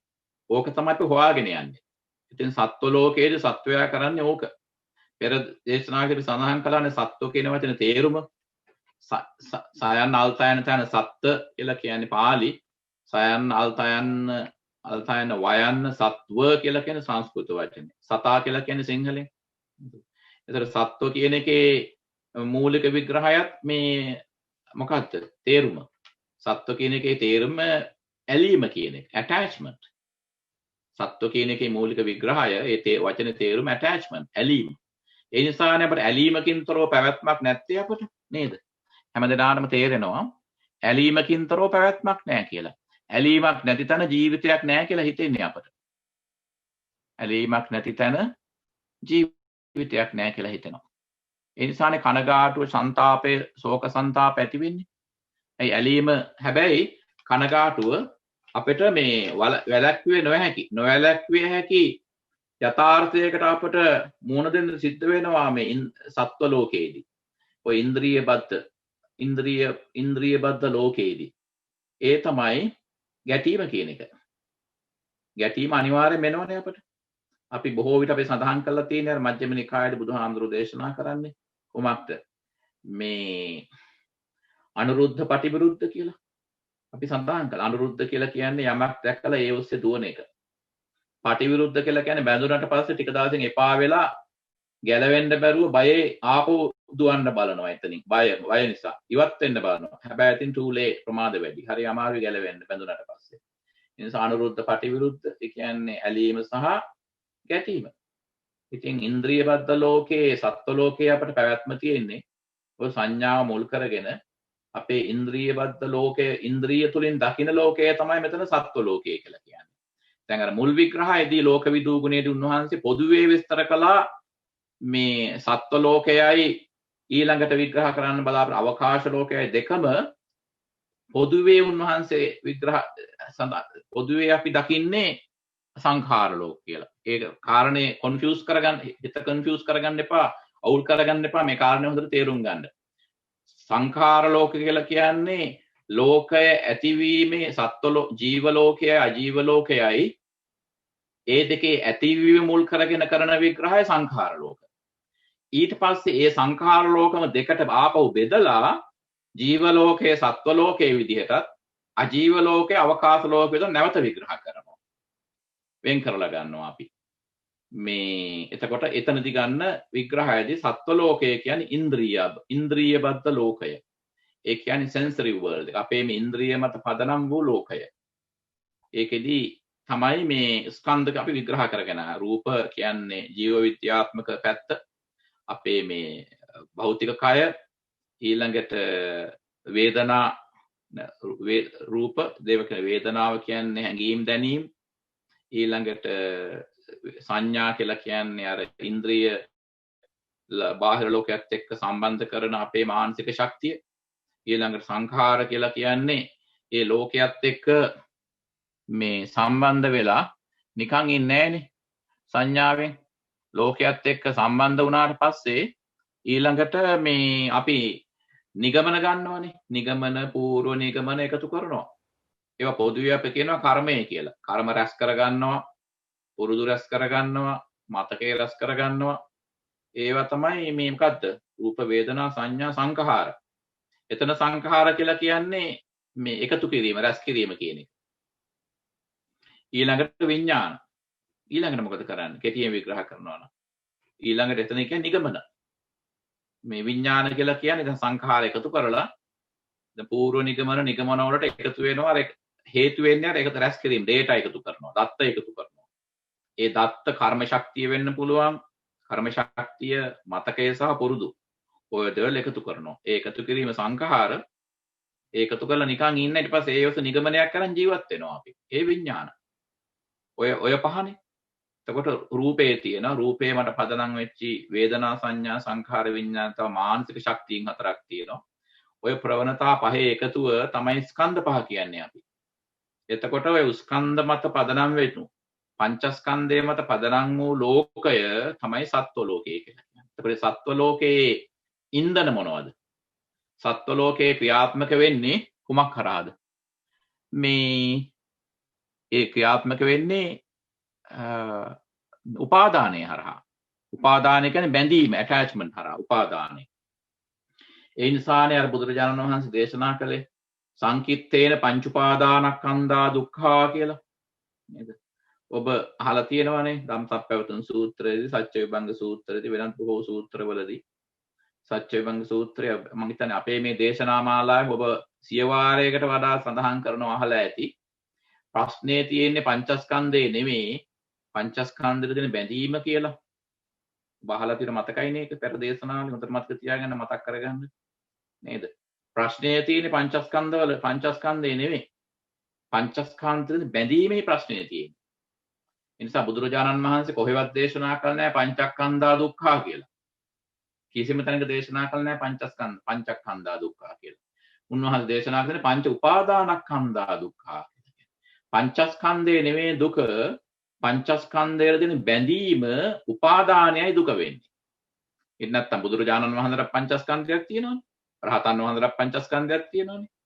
ඉතින් උන්වහන්සේලාට දුකක් නැහැනේ. පංචස්කන්ධයක් පුද්ගලත්වයක් තියෙන උන්වහන්සේලාට. පිරිනුවම් පානකම පුද්ගලත්වයේ පවතිනවා. බඩගින්න තේරෙනවා, පිපාසය දැනෙනවා, අසනීප වුණාම තේරෙනවා. හැබැයි අසනීප නිසා ඇති වෙන වේදනාව නිසා අඬන්නේ නැහැ උන්වහන්සේලා. වේදනාව, භෞතික වේදනාව තේරුණාට ඒ වේදනාව හිතෙන් අයින් කරනවා. ඊළඟට බඩගින්න දැනුණාම කෑම හොඳද නරකද කියලා පින්ඩපාතේ හොඳද නරකද කියලා විග්‍රහ කරන්නේ නැහැ උන්වහන්සේලා. පිපාසයේදී වනදණ්ඩ ලැබෙන වතුර හොඳද වතුරද නරක වතුරද මේක වඩා හොඳයි කියලා හිතන්නේ නැහැ උන්වහන්සේලා. ඒ කියන්නේ උන්වහන්සේලාට පංචස්කන්ධයක් තියෙනවා. පංචස්කන්ධයක් තියෙනවා, ඉන්ද්‍රිය බද්ධ පැවැත්මක් තියෙනවා. හැබැයි උන්වහන්සේලාගේ ලෝකය, උන්වහන්සේලා තාම සත්වනේ. සත්ව කියලා කියන උන්වහන්සේ ජීවත් වෙන අය විදියට, පුද්ගලයන් විදියට උන්වහන්සේලා අපි දකින සත්ව ලෝකය නෙමෙයි උන්වහන්සේලා දකින්නේ. උන්වහන්සේලාට ඇටැච්මන්ට් එකක්, උපාදානයක්, බැඳීමක්, බන්ධනයක් නැතුවයි භෞතික කය කවදා හරි පිරිනුවම් පානකම් ජීවත් වෙන්නේ. අපිට එහෙම නෙවෙයිනේ. සාමාන්‍ය අපට අඩුම තරමේ මේ මට පෞද්ගලිකව ගත්ත පුතඥයෙක් වශයෙන් මගේ සත්ව ලෝකය, ඉතින් මට මගේ ලෝකය ගැන පැහැදිලි අවබෝධයක් නැහැනේ. අපිට අපි ජීවත් වෙන ලෝකයේ පිළිබඳ හරියට අවබෝධයක් නැහැ සත්ව ලෝකය ගැන. නමුත් බුදුරජාණන් වහන්සේ දැක්කා ලෝකවිදු යටතේ, ලෝකවිදු ගුණය කියලා කියන උන්වහන්සේ සත්ව ලෝකයේ ස්වභාවය දැක්කා. ඒ සත්ව ලෝකයේ පැවැත්ම වෙන්නේ උපාදානයේ මත පදනම් වූ ලෝකය. උපාදානයේ මත පදනම් වෙලා සංඥාව තුලින් ක්‍රියාත්මක වෙන ලෝකය. ඒ නිසානේ අපිට තෘප්තියක් නැත්තේ. ටික දවසකට දැකපු දේ, ඇහෙන් අල්ලගත්ත දේ, තමන්ගේ කියලා අයිති කරගත්ත දේ ටික දවසකට කැමතියි අපි. ටික දවසකට කාලයක් යනකොට එපා වෙනවා. ආපහු නැවතත් හොයාගෙන යනවා. ඇයි ඒ හේතුව? අපි යමක් සත්ව ලෝකයේදී, ඉන්ද්‍රිය මත පදනම් වුණු ලෝකයේ, සත්ව ලෝකයේදී හෙවත් ඉන්ද්‍රිය බද්ධ ලෝකයේදී උපාදානය මුල් කරගෙන ඇස කන නාසය දිව ශරීරය අපි පාවිච්චි කරන්නේ අපිට සතුටු වෙන්න පුළුවන් දෙයක් පමණක් අපට පෙනේවා, දැනේවා, රස බලන්නට ලැබේවා, ඇඟට දැනේවා, හිතට දැනේවා කියන සබ්කොන්ෂස් මයින්ඩ් එකේ යටිහිතේ තියෙන ප්‍රාර්ථනාවෙන් අපි බලන්නේ. ඔන්න ඒ ප්‍රාර්ථනාවෙන් හින්දා තමයි ඒ විදිහට ඒ දේවල් නොපවතිනකොට අපට දුකක් ඇති වෙන්නේ. ඕක තමයි සත්ව ලෝකයේ දුක. ඕක තමයි ප්‍රශ්නේ. ඔතනින් තමයි අයින් වෙන්න කියන්නේ. දැන් තේරෙනවා එතකොට සත්ව ලෝකය. තුන්වෙනි ලෝකයේ තමයි තුන්වෙනි ලෝක වර්ගය තමයි ඕකාස ලෝක, නැත්නම් අවකාශ ලෝක. දැන් අවකාශ ලෝකයේදී එතනදී මේ සත්වයන් ජීවීන් නොවන වෙනත් සියලුම දේවල් අයිති ලෝකය. ඒ කියන්නේ ගස්වැල්, මහ පොළව, ග්‍රහ ලෝක, විශ්වයේ නොයෙක් පැති, ඒ සියලුම දේවල්, ඒ වගේ සක්වල තියෙනවා, ලෝක ධාතු තියෙනවා. ඔය හැම දෙයක්ම කියනවා අවකාශ ලෝක කියලා. ඕකාස ස්පේස්, ඒක ගැලපෙලා යනවා ඉංග්‍රීසියට ස්පේස් එක. ස්පේස් එක කියලා කියන්නේ අවකාශයේ ලෝකේ. දැන් අපි සාමාන්‍යයෙන් කියන්නේ මේ විශ්වයට ගමන් කරනවා අපි ඉංග්‍රීසියෙන් කියන්නේ ස්පේස් ට්‍රැවල් නේ. අවකාශයට ගමන් කිරීමනේ. අවකාශයේ ඇතුළු ඒ අවකාශය තුළ පවතින ජීව නොවන, ජීව ලෝකයට අයත් නොවන, අජීව ලෝකයට අයත් සියලුම දේවල්, සියලු වස්තුන් අයිති වෙන්නේ දැන් ඔය සක්වල විග්‍රහය ගැන කියනකොට අත් වශයෙන්ම බුදුරජාණන් වහන්සේ අනන්තවත් ඔය මේ ඒ විශ්ව විග්‍රහයේදී අපි කියන්නේ ඔය මොනවද මේ අවකාශ ලෝක ගැන කරන විග්‍රහයේදී උන්වහන්සේ බොහෝ දේවල් දැක්කයි අවකාශ ලෝක විග්‍රහයේදී. හුඟක් දේවල් ලෝකයේ පිළිබඳ විස්තර කරන මේක විදිය ලෝක වර්ග ඒ වගේම මේ world systems ගැන galaxies ගැන මේ ඒ දේවල් ගැන සඳහන් කරලා තියෙනවා උන්වහන්සේ. මේ බොහෝ විට උන්වහන්සේගේ දේශනාවලදී. නමුත් ඒවා අපට ඒවා සාමාන්‍ය විද්‍යාත්මක දැනුමට අවශ්‍ය මිසක් බුදුරජාණන් වහන්සේ අපට උනන්දු කරවන්නේ නැහැ ඒ පිළිබඳ ඒ භෞතික ලෝකයන් හොයාගෙන යන්න. ඉතින් ඒ නිසානේ භෞතික ලෝකයේ ඔය අවකාශ ලෝකයේ කෙලවර හොයාගෙන ගිහිල්ලානේ රෝහිතස්ස දේවතාවා තමන්ගේ දේවාත්මයට එන්න කලින් පෙර ආත්මයේදී අවුරුදු 100 ආයුෂල අතරමඟදී මිය ගියේ ලෝකයේ කෙලවර හොයාගෙන යන අතරතුරේදී.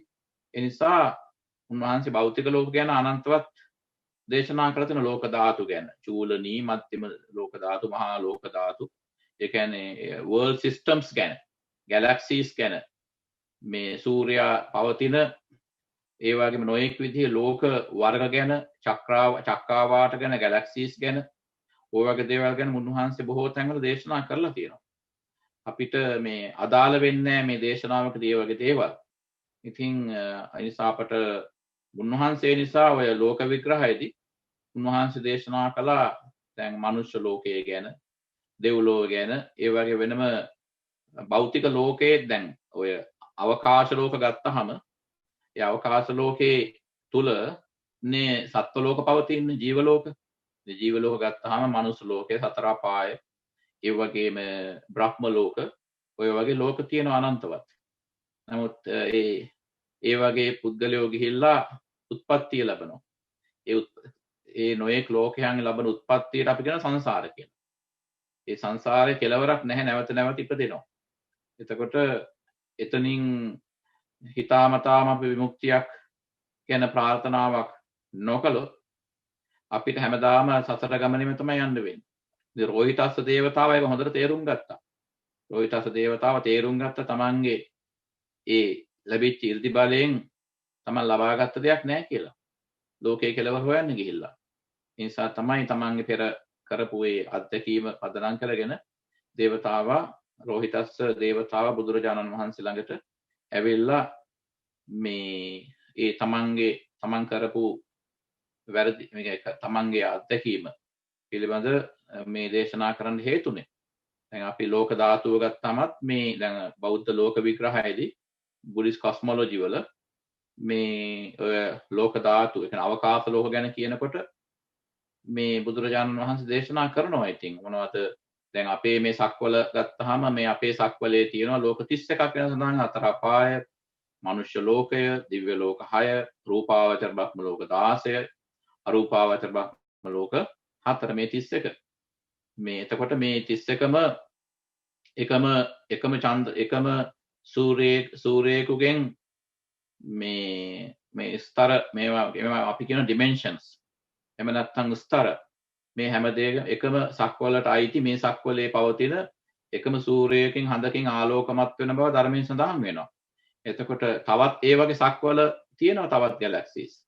ඒ වගේ ලෝක පවතිනවා. දිව්‍ය ලෝක. නමුත් මේ අපි ජීවත් වෙන මේ සක්වලට අපි පෙර සඳහන් කළානේ. මේ සක්වලට අපි කියන්නේ blessed galaxy. මංගල චක්කාවාට මඟුල් සක්වල. ඇයි? මේ මඟුල් සක්වලේ මේ blessed galaxy එකේ තමයි බුදුරු පහළ වෙන්නේ. මිනිස් ලෝකයේ පවතින්නේ. මේ වගේ මිනිස් ලෝකයක් පවතින බුදුරු පහළ වෙන්න පුළුවන් මනුෂ්‍යත්වයේ පවතින වෙන galaxies නැහැ. ඒ නිසා ඉතින් ඒ විග්‍රහයේදී ඊට අමතරව ඉතින් බුදුරජාණන් වහන්සේ මේ විශ්වයේ තවත් ඒ විදිහට සූර්ය අපි කියන්නේ සෞරග්‍රහ මණ්ඩල ඒ වගේම තවත් ලෝක ධාතු ගැන උන්වහන්සේ මේ සඳහන් කරනවා. මේ දැන් ඒ ගත්තම සක්වල මේ දහසක් පවතින කියන සහස්ත්‍රී ලෝක ධාතුව කියලා කියනවා. මේ සහස්ත්‍රී ලෝක ධාතුව ගැන සඳහන් වෙන තැනද තියෙනවා. ඒකේ සූර්යෝ දහසක්, චන්ද්‍රයෝ දහසක්, ඒ වගේ විශාල ඒ වගේම සහස්ත්‍රී චූලනිකා ලෝක ධාතු කියලා හඳුන්වනවා. ඒ වගේම තමයි ඔය විතර ගත්තාම ද්විසහස්ත්‍රී මජ්ක්‍ධිමා ලෝක ධාතු. අර මුල් එකේ 16යි ලෝක 1000යි ඊට පස්සේ කියන්නේ ලෝක සක්වල දසලක්ෂ ඒවා ඒ වගේම ද්විසහස්ත්‍රී මජ්ක්‍ධිමා ලෝක ධාතු, ත්‍රිසහස්ත්‍රී ලෝක ධාතු, මහා සහස්ත්‍රී ලෝක ධාතු වගේ මේ ඒ වගේම මේට කෝටි මේ සක්කලවල් ඔය විදිහට ලක්ෂ ගණනින් ඒ වගේම කෝටි ලක්ෂ ගණනින් අයිති වෙන ලෝක ධාතු ගැන මේ සඳහන් වෙනවා. එතකොට ඒ දේවල් වල ඒකෙම තේරුම් ගන්න පුළුවන් මේ විග්‍රහයම බලලා රෝහිතස්ස දේවතාවා දේවාත්මයට එන්න කලින් රෝහිතස්ස නමින් තාපසයා වෙලා මහා ආර්ය බලෙන් කෙලවර හොයන්න කියලා හොයන්න බැරි වුණේ. ඒකෙන් අදහස් කරන්නේ මේ ලෝක ධාතු විග්‍රහයේදී කියන්නේ සක්වල විග්‍රහයේදී අපි තේරුම් ගන්න ඕන එකක් තමයි කෙලවරක් නැහැ කියන එක. කවදාවත් විද්‍යාඥයන්ට පුළුවන්කමක් වෙන්නේ නැහැ පින්වත් කෙලවර දකින්න. ඒ නිසා බුදුරජාණන් වහන්සේගේ ලෝකේ පහළවීම අරමුණ තමයි අපේ මේ මානසික ලෝකය, අභ්‍යන්තර ලෝකය, ඒවත් සාංශාරික ලෝකයේ පිළිබඳ සාංශාරික විශ්වය පිළිබඳ කියලා දීලා එයින් එගොඩ වෙන්න කියලා අපට අවවාද කරන්න. උන්වහන්සේට නූතන විද්‍යාත්මක දැනුම තිබුණා. නමුත් උන්වහන්සේ පිළිබඳ විශේෂයෙන් දේශනා නොකළේ ඒ බුදු කෙනෙක්ගේ අරමුණ නොවන හින්දා. බුදුරු පහළ වෙන්නේ අර සංසාරේ ඉපදෙමින් මැරෙමින් නොඑක් මේ ජීව ලෝකවල ඉපදෙන සත්වයාට එයින් කෙලවරක් තියෙන්න ඕන, නික්ම යාමක් තියෙන්න ඕන. ඒ නික්ම යාම තමයි නිර්වාණය කියන්නේ, විමුක්තිය කියන්නේ. ඒ ගැන කියලා දෙන්නයි බුදුරු ලෝකෙට පහළ වෙන්නේ. එතකොට ඔන්න ඔක තමයි ලෝකවිදු ගුණය පිළිබඳ තව බොහෝ දේවල් තියෙනවා. කතා කරනම් පැය 4-5ක් කතා කරන්න පුළුවන් ලෝකවිදු ගුණය ගැන. මොකද බුද්ධ විෂයාචින්ත්‍යය, උන්වහන්සේගේ ගුණාචින්ත්‍යයයි මට අද අවශ්‍යුනේ මේ රෝහිතස් සූත්‍රය සහ අර ලෝක වර්ග තුන මුල් කරගෙන, වචන තුන මුල් කරගෙන ඔබට සාමාන්‍ය විදිහේ කෙටි අවබෝධයක්, සරල අවබෝධයක් ලබා දෙන්නටයි මේ ලෝකවිදු ගුණය ගැන. මතකයිනේ අපි පෙරදී සාකච්ඡා කළ විද්‍යාචරණ ගුණය ගැන අපිට දාට ඉවර කරගන්න බැරි තරම් විස්තර අපි සඳහන් කළානේ. ලෝකවිදු ගුණය යටතේ බොහෝ කරුණු සඳහන් වෙනවා. ඒ නිසා දේශනාව මෙතනින් අවසන් කරනවා. ඔබට යම්කිසි ප්‍රශ්නයක් අහන්න තියෙනවා නම් අන්මියුට් කරලා ප්‍රශ්නය අහන්න. ඒ ප්‍රශ්නය අහන කෙනා විතරක් අන්මියුට් වෙන්න. කරුණාකර. තෙරුවන් සරණයි හාමුදුරනේ. මට පොඩි ප්‍රශ්නයක් තියෙනවා. හාමුදුරනේ අවකාශ ලෝකය කියන්නේ එතකොට නිකන් ඉංග්‍රීසියෙන් හිතුවට non physical world එක වගේද? එන් පංචස්කන්ධය නෑ, පංචස්කන්ධයෙන් තොරව සියලුම ස්පේස් එක අයිති වෙන්නේ. ඒ කියන්නේ ස්පේස් එක ඇතුළුව දැන් අපි උදාහරණයක් වශයෙන් ගත්තොත් දැන් ඔන්න කාන්තාරයක ගස් තුනක් තියෙනවා. එතකොට ඒ ගහත් අයිති අවකාශ ලෝකයේට ගස් අතර තියෙන ස්පේස් එක කියන්නේ මේ අර ගැප් එක. ඒකත් අවකාශය. ඒ ටික ඔක්කොම ටික.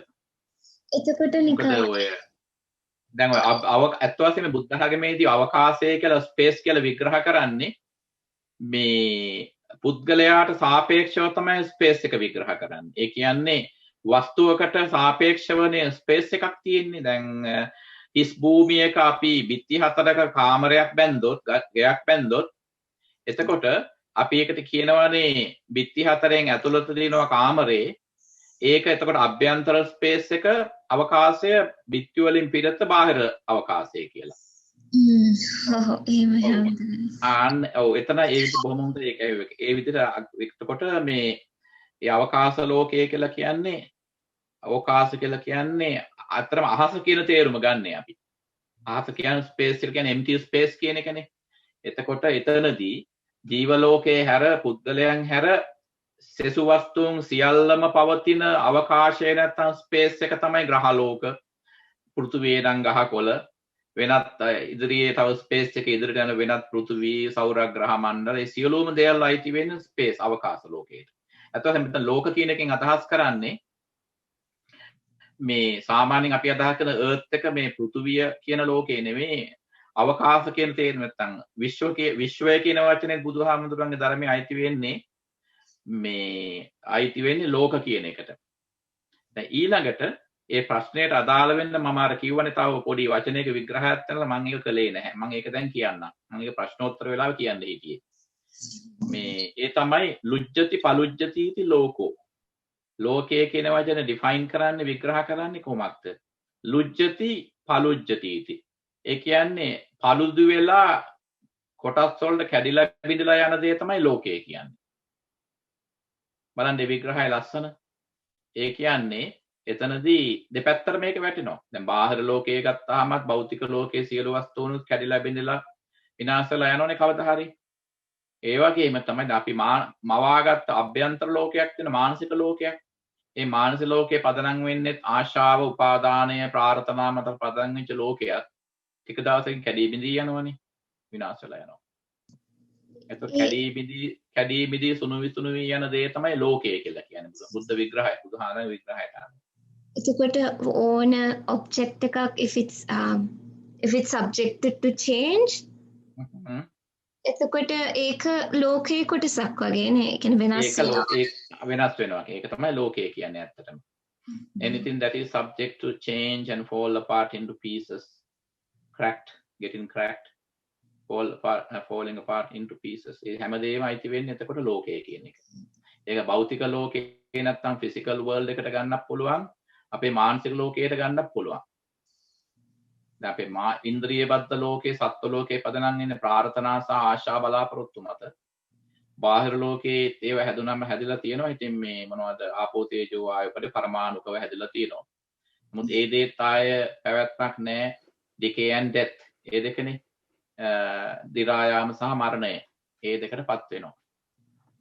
ඒක තමයි ලෝකේ විග්‍රහය. ඒක හේතුවම තමයි අර ඔය බුදුහාමුදුරුවෝ බුද්ධ දේශනාවේදී ලෝකය අන්න ඒ විදිහට කැඩී බිඳී සුණු විසුණු වී යනවා කියන ඒ ඔස්සේ නෙගටිව් ටර්ම්ස් වලින් විස්තර කරන්න හේතුවම තමයි අපි බොහෝ විට අපි අඩුම තරමේ උඩු හිතෙන් නැත්නම් සබ්කොන්ෂස් මයින්ඩ් එකේදී යටි හිතේදී පවා අපි we maintain a sense of permanence of our existence. අපේ පැවැත්ම ලෝකයේ පිළිබඳ අපි යටි හිතේ හරි මේ තියාගෙන ඉන්නවා මේ ස්ථිර බවක් ගැන. ඒ හින්දානේ දැන් උදාහරණයක් වශයෙන් ඔන්න අවුරුදු මොකද කරන්නේ මූණේ කුරුලෑවක් ආවම කලබල වෙන්නේ. එහෙම නැත්නම් දැන් අවුරුදු 60ක් විතර වෙනකොට 60ක් 65ක් වෙනකොට දැන් අපි දන්නවා මේ ඒ වයස පේන්න පටන් ගන්න මිඩල් ඒජ් එකට යනකොට. හැබැයි මිඩල් ඒජ් එකේදී වයසයි කියන ලක්ෂණ පේනවා කියන එක අපි ඇක්සෙප්ට් කරන්නේ නැහැ බොහෝ විට.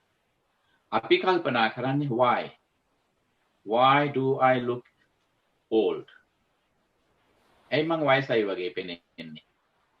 තව කෙනකින් අහලා කන්ෆර්ම් කරගන්න ඕනේ. ඇත්තටම මම වයසද? අනේ නෑ ඔයා එච්චර වයසක් පේන්නේ නෑ. අනේ හරි සතුටුයි එහෙම කිව්ව. සතුටු වෙනෝනේ අපේ හිත. ඒ කියන්නේ අපි අඩුම තරමේ උඩු හිතේ නැතත් යටි හිතෙන් බලාපොරොත්තු වෙනවා වෙනසක් වෙන්න එපා කියලා. ඉතින් වෙනස වෙනකොට ඕක අපට පිළිගන්න බෑ. අපිට මේ අපි කැමති නෑ යථාර්ථය පිළිගන්න. ඔය හින්දා තමයි අර ලුජ්ජති පලුජ්ජතිති ලෝකෝ කියලා.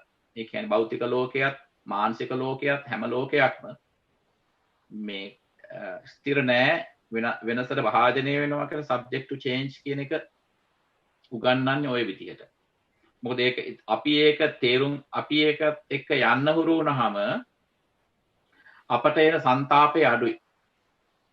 So we can minimize our despair, our sense of unfulfillment, our disappointment, so that we can move forward with the world that is constantly changing. ඒකත් එක්ක යන්න ලේසි ඉදිරියට. ස්වාමීන් වහන්සේ මටත් ප්‍රශ්නයක් තියෙනවා.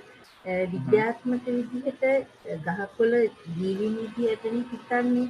එතකොට ඒකට හිතන්න බැරි නිසාද ඒක ඕකාස ලෝකයට අයත් වෙන්නේ?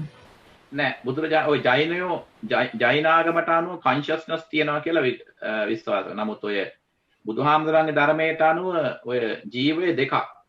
විඥානයක් සහිත ජීවය, විඥාන රහිත ජීවය. දැන් ගහකොළට ජීවයක් තියෙනවා but no consciousness.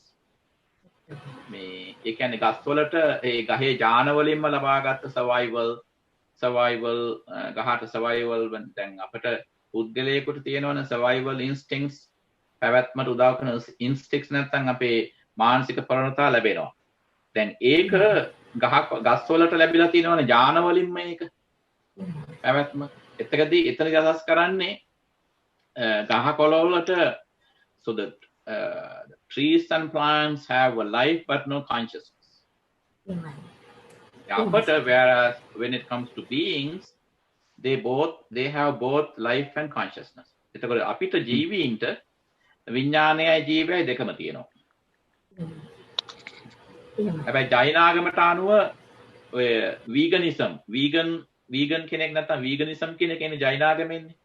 බුදුරජාණන් වහන්සේ දැන් ජෛනාගමේ ඇතම් නිකායවල වලට අනුව දැන් ගහක් මලාට පස්සේ ගහක් බැරුණට පස්සේ ආයෙ වෙලා ඉපදෙනවා ගහක් වෙලා. ඒ මොකද ගහට විඥානයක් තියෙනවා කියලා. ඒක බුදුහාමුදුරේක ප්‍රතික්ෂේප කළා. බුදුහාමුදුර දේශනා කළා ගහට ජීවයක් තියෙනවා. හැබැයි විඥානයක් නැහැ. සිතක් නැහැ.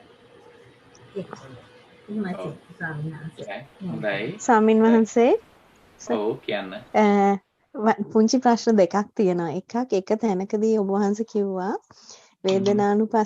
වේදනානුපස්සනාව වඩනකොට වේදනාවයි ශරීරයයි අතර තියෙන ඇටැච්මන්ට් එක තමයි පාලනය කරන්න කියලා. ඔව් එතන තමයි ප්‍රශ්නේ තියෙන්නේ. එතකොට ඒ කියන්නේ එහෙම ඇටැච්මන්ට් එක පාලනය කරනවා කියලා කියන්නේ සංඥාවද නවත්තන්නේ නැත්නම් මේ මැසේජ් එක සබ්කොන්ෂස් මයින්ඩ් එකට දෙන පණිවිඩයද නවත්තන්නේ? දෙන පණිවිඩය නතර කරන්නේ. ඒ කියන්නේ සංඥාව නතර කරන්නේ නැහැ. දෙන පණිවිඩය නතර කරන්නේ. ඔව්. දැන් සංඥාව නතර කරන එකම තැන තමයි අර රහතන් වහන්සේලා බුදුවරු අර සංඥා වේද නිරෝධයට යනවනේ දවස් 7කට. අන්න එතනදී විතරයි මේ සංඥාව නතර කරන්නේ. ඒ හැර සංඥාව නතර වෙන්නේ නැහැ. සංඥාව දිගටම යනවා. ඔබතු මේක අහපු බොහොම හොඳ වැදගත් ක්‍රිටිකල් ප්‍රශ්නයක්. මේ එතනදී අර සංඥාව නිසා ගත්ත පණිවිඩය දෙන මෙසේජ් එක තමයි අපි නතර කරන්නේ. ඒ මොකද බොහෝ විට මෙසේජ් එක කියලා කියන්නේ හැම විටම ඔබ අසනීපයි කියලා දෙන්නේ මෙසේජ් එක. ඔව්. ඒක උදාහරණ අසනීපයක් දෙන සංඥාව ඔබ අසනීප you are sick කියලායි දෙන්නේ. එතකොට දැන් ඒක දුන්නාම දැන් ඔව් කියලා අපි පිළිගන්නවනේ. අපි දැන් සාමාන්‍ය පුතත්ජන මෙසේජ් එක අපි ඇක්සෙප්ට් කරලා ඒක තව අපි ඒක තව මේ ඉන්ටෙන්සිෆයි කරනවානේ. අපි තව ඒක වැඩි කරනවානේ. ඒ වැඩි කිරීමනේ තවත් ඒ වේදන ප්‍රශ්නේ තවත් වැඩි ප්‍රමාණයක් කර එන්නේ. ඒක දැන් අනවතර රහතන් වහන්සේලා උන්වහන්සේලාගේ මෙසේජ් එක ගන්නෙ නැහැ. ඒ මෙසේජ් එක අපි මෙසේජ් එක ගැන බලාපොරොත්තුවක් තියෙනවා නන්නේ. එතකොට මෙසේජ් එක ගැන බලාපොරොත්තුවක් තියෙනවා නම් ඒ බලාපොරොත්තු තියෙන උපාදානෙ හින්දානේ. එහෙමයි. ඒ හින්දානේ පංචස්කන්ධේ දුකක් වෙන්නේ. පංච උපාදාන කියන්නේ පංචස්කන්ධයේ තියෙන අපි විග්‍රහ කළානේ පංචස්කන්ධා දුක්ඛා කියලා කොහෙවත් දේශනා කළා නැහැ. පංච උපාදානස්කන්ධා දුක්ඛයි කියලා දේශනා කළා තියෙන්නේ. එතනදී දැන් උපාදානේ තියෙන අය මෙසේජ් එක ගන්නවා. ඒ මෙසේජ් එක හොඳ වුණත් නරක වුණත් ගන්නවා. එහෙමයි. හොඳ නරක නැතු කොහොමත් අපි මෙසේජ් එක ගන්නවා. ඒක තමයි කියන්නේ පෘථග්ජනයාගේ අවාසනාව කියන්නේ ඒකටනේ. ඒක උදාහරණයක් වශයෙන් සඳහන් වෙන සමහර තැන්වල සුවඳ හමන කෑම පිඟානක් අතට දුන්නාම මේක ගන්නවා අපි. ඊට පස්සේ ඒක අප්‍රිය හිතන එකක් ඒ පිඟානටම දාලා අසුචි කොටුකුත් වෙනවා. ඒත් අපි ගන්නවා. ඒ කියන්නේ හොඳ දේ නරක දේ දෙකම අපි කොහොමත් අල්ල ගන්නවා. මෙසේජ් එක ගන්නවා අපි. ඔතන තමයි ප්‍රශ්නේ තියෙන්නේ. ඉතින් ස්වාමීන් වහන්සේ මෙසේජ් එක පාලනය කරන්න බෑනේ. ඒක තමයි පුතඥය ඒක තමයි ඒ හින්දා තමයි ඒක පුතඥයන්ට බෑ. ඒක අපි මේ කියන්නේ අපිට බෑ ඒක. පුළුවන් භාවනාවෙන් සෑහෙන දුරකට අඩු කරගන්න පුළුවන්. අඩු කිරීම කොහොමුණත් පාලනය කරගන්න පුළුවන් නේද? පාලනය කරගන්න පුළුවන්. හැබැයි පාලනය කරන අඩුවීමක් තියෙනවා. දැන් මම දන්නවා අර ඒ දවස්වල ඉතින් මැලේසියාවේ චීන මහත්තයෙක් ඒ චීන මහත්තයා මේ පොඩි සර්ජරි කරනකොට සිහි නැති කරන්න එපා කියනවා. මේ කපද්දි බලාගෙන ඉඳලා හිනා වෙනවා. වේදනාව නැත්නම් මම ගණන් ගන්නෑ කියනවා. ඉතින් ડોක්ටර්ස්ලාට පුදුමයි. එයා කියනවා මම බෞද්ධයෙක් මම භාවනා කරනවා. මම මේක එයා කියනවා මේ සමහර අය සර්ජරි එක කරන්න කලින් අඬනවා. කපන්නත් කලින්. ඒ මහත්තයාගෙන මම කැපුවත් ලේ දිහා බලන්න මම අඬන්නේ නැහැ. එහෙම ඒක එයා පාලනයක් කරනවා එතන. ඒක මම හිතන්නේ ස්වාමීන් වහන්සේ තව දෙයක් එතනදී වේදනානුපස්සනාව වඩලා ගොඩක් සෑහෙන කාලයක් මයින්ඩ් එක ට්‍රේන් කරලා තිබ්බනම් ඔපරේෂන් එකකට යනකොට උනත් එතන ලේසි. ඔව් ලේසි. ශරීරයත් එක්ක වේදනාවත් එක්ක තියෙන ඇටෑච්මන්ට් එක ඩිටෑච් කරන්න ලේසි. ලේසි. ඔව් ඒක එතන උපාදානෙ නැති කරනවා ඇත්තටම. ඔව් ඒක ලේසි. මං ඒක තමයි අත්දැකීමෙන් දන්න දෙයක් ඔව් ඇත්තට. අන්න හරි. ඒක තමයි. පුහුණුව අවශ්‍යයි එතනදී. හැබැයි සමහරක් වෙලාවට සමහර වෙලාවකදී අපි ඔපරේෂන් හ්ම්. එකට යනවා කියලා කියන්නේ අපි දන්නේ නැතුව යන අවස්ථාවල් තියෙනවනේ. ඒ ඔව්. කියන්නේ අපි හිතමුකෝ අන්කොන්ෂස් වෙලා යනවා කියලා. හ්ම්. අන්කොන්ෂස් වෙලා ඊට පස්සේ යන්තම් සිහිය ඇවිල්ලා ආපහු ඔපරේෂන් එකකට යනවා කියලා. ඒ ඔව්. වෙනකොට අර මනස පුරුදු කරලා තියෙනවා නම් ඩිටැච්මන්ට් එකට එතනදී මේ ලේසි. ටිකක් එතනදී ලොකු ලේසියක් තියෙනවා. ඒ කියන්නේ තියෙනවා. ඔව් ඔව්. ඒක ඒක හරි. මට දැනිලා තියෙනවා. හ්ම් ඒකයි හ්ම්. මම මේ ප්‍රශ්නේ ඇහුවෙත් ඒ සංඥාව ඔව්. නවත්තන්න ක්‍රමයක් නැද්ද කියන එක. සංඥාත කරන්න ක්‍රමයක් නවත්තන්න මෙසේජ් එක බෑනේ. තමයි. ඔව් මෙසේජ් එක නතර කරන්න පුළුවන්.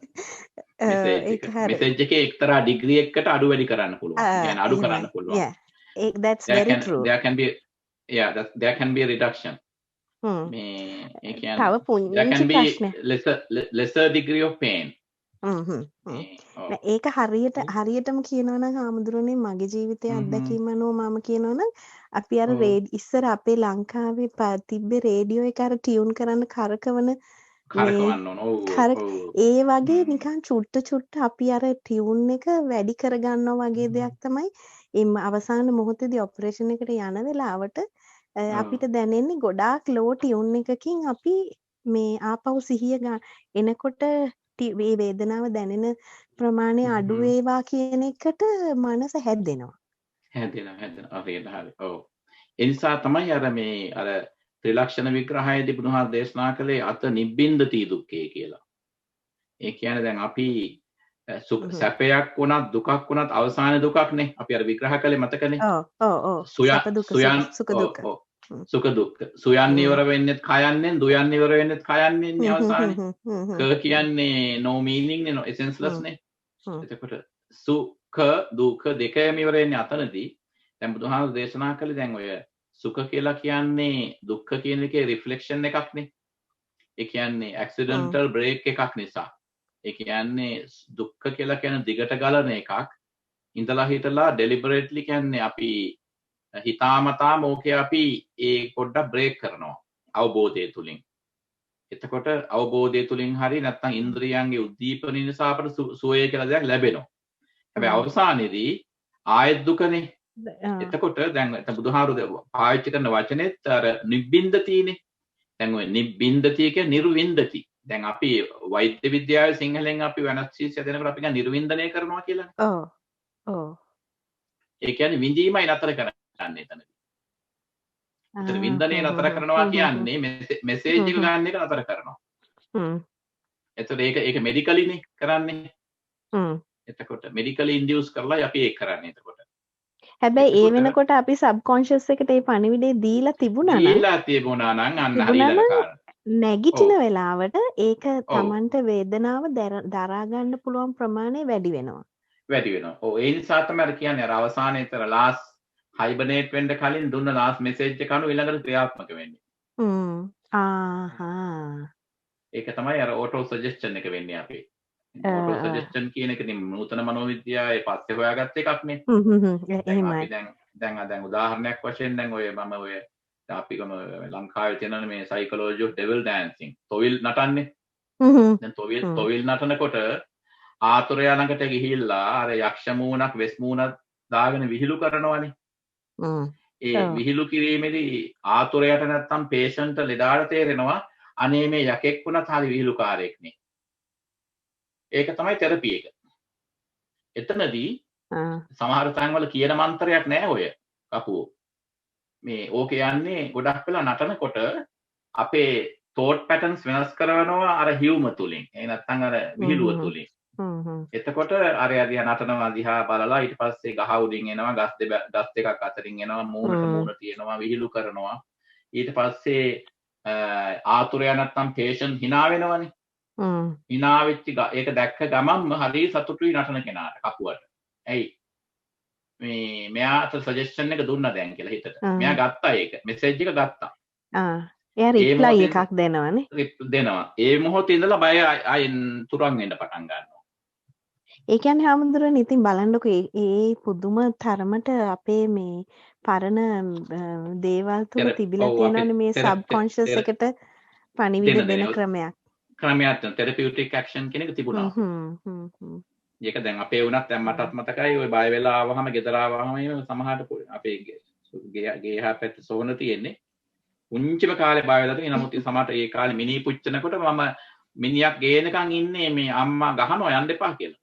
මිනිහ පිච්චෙනකන් යාළුවත් එක්ක එළිනකන් බලාගෙන ඉන්නවා. ඔක පිච්චෙනවා බලාගෙන ඉන්නවා.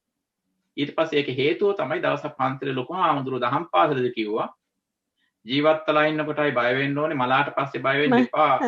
ඒ නිසා සමුසලා ගිහිල්ලා ওই මිනිහ දිහා බලාගෙන ඉන්න කිසි ප්‍රශ්නයක් නැහැ කිව්වා. එදා ඉඳලා මිනිහ පුච්චනවා බලන්න ආසයි බය නැහැ. ඊට කලින් හිතාන හිටියේ මිනිහ හොල්මනක් තියෙනවා කියලා.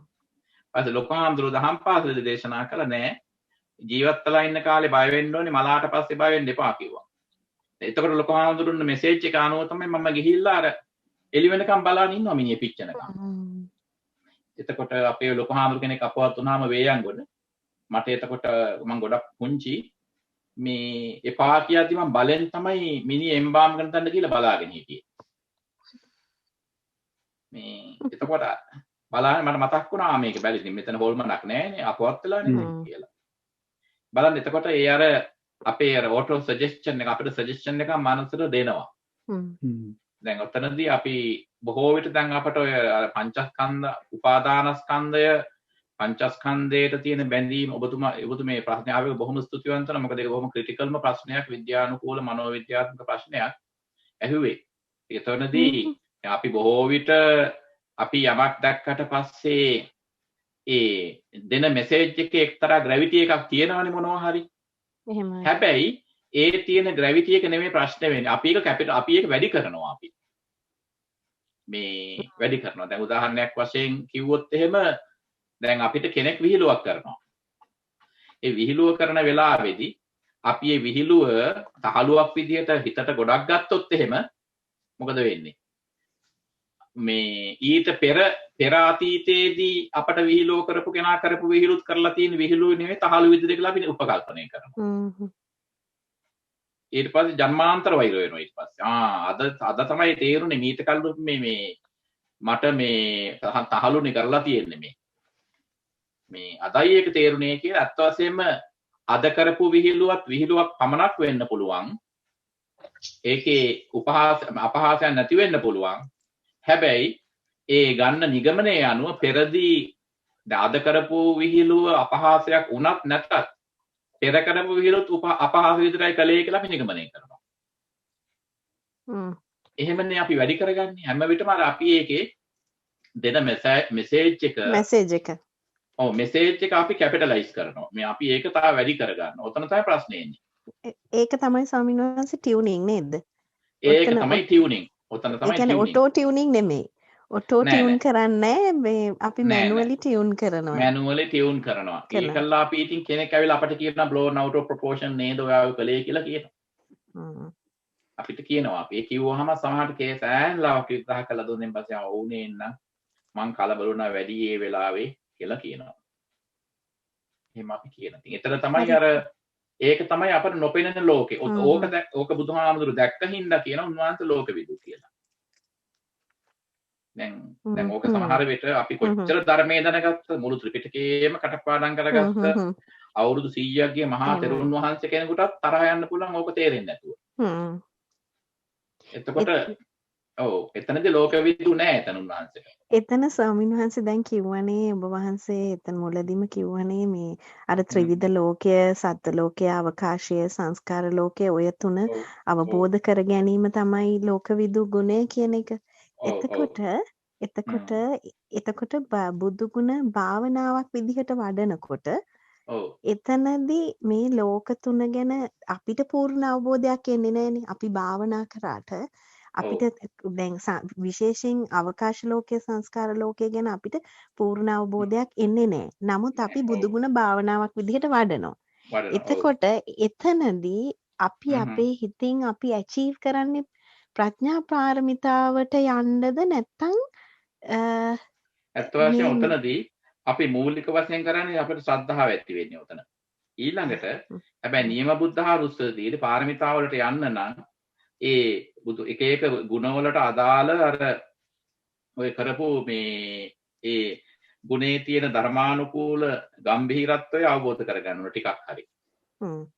නැත්තම් එහෙම දැන් උදාහරණයක් වශයෙන් ලෝකවිදූ කියලා දැන් මම ගැන මෙහෙම හිතනවා. ලෝකවිදූ ගුණෙන් භාවනා කරනවා නම් බුද්ධානුස්සතිය වඩනවා නම් ලෝකවිදූ ටිකක් වෙලා කියලා 7ක් විතර ගණන් කරලා මේ ඉතින් නම් ඔක හරි දැස විහිළුවක් ඔක හරි මේ හියුමරස් වැඩක් වුණා මේ ෆනී වැඩක් වුණා සිංගප්පූරු ඉන්න කාලේ.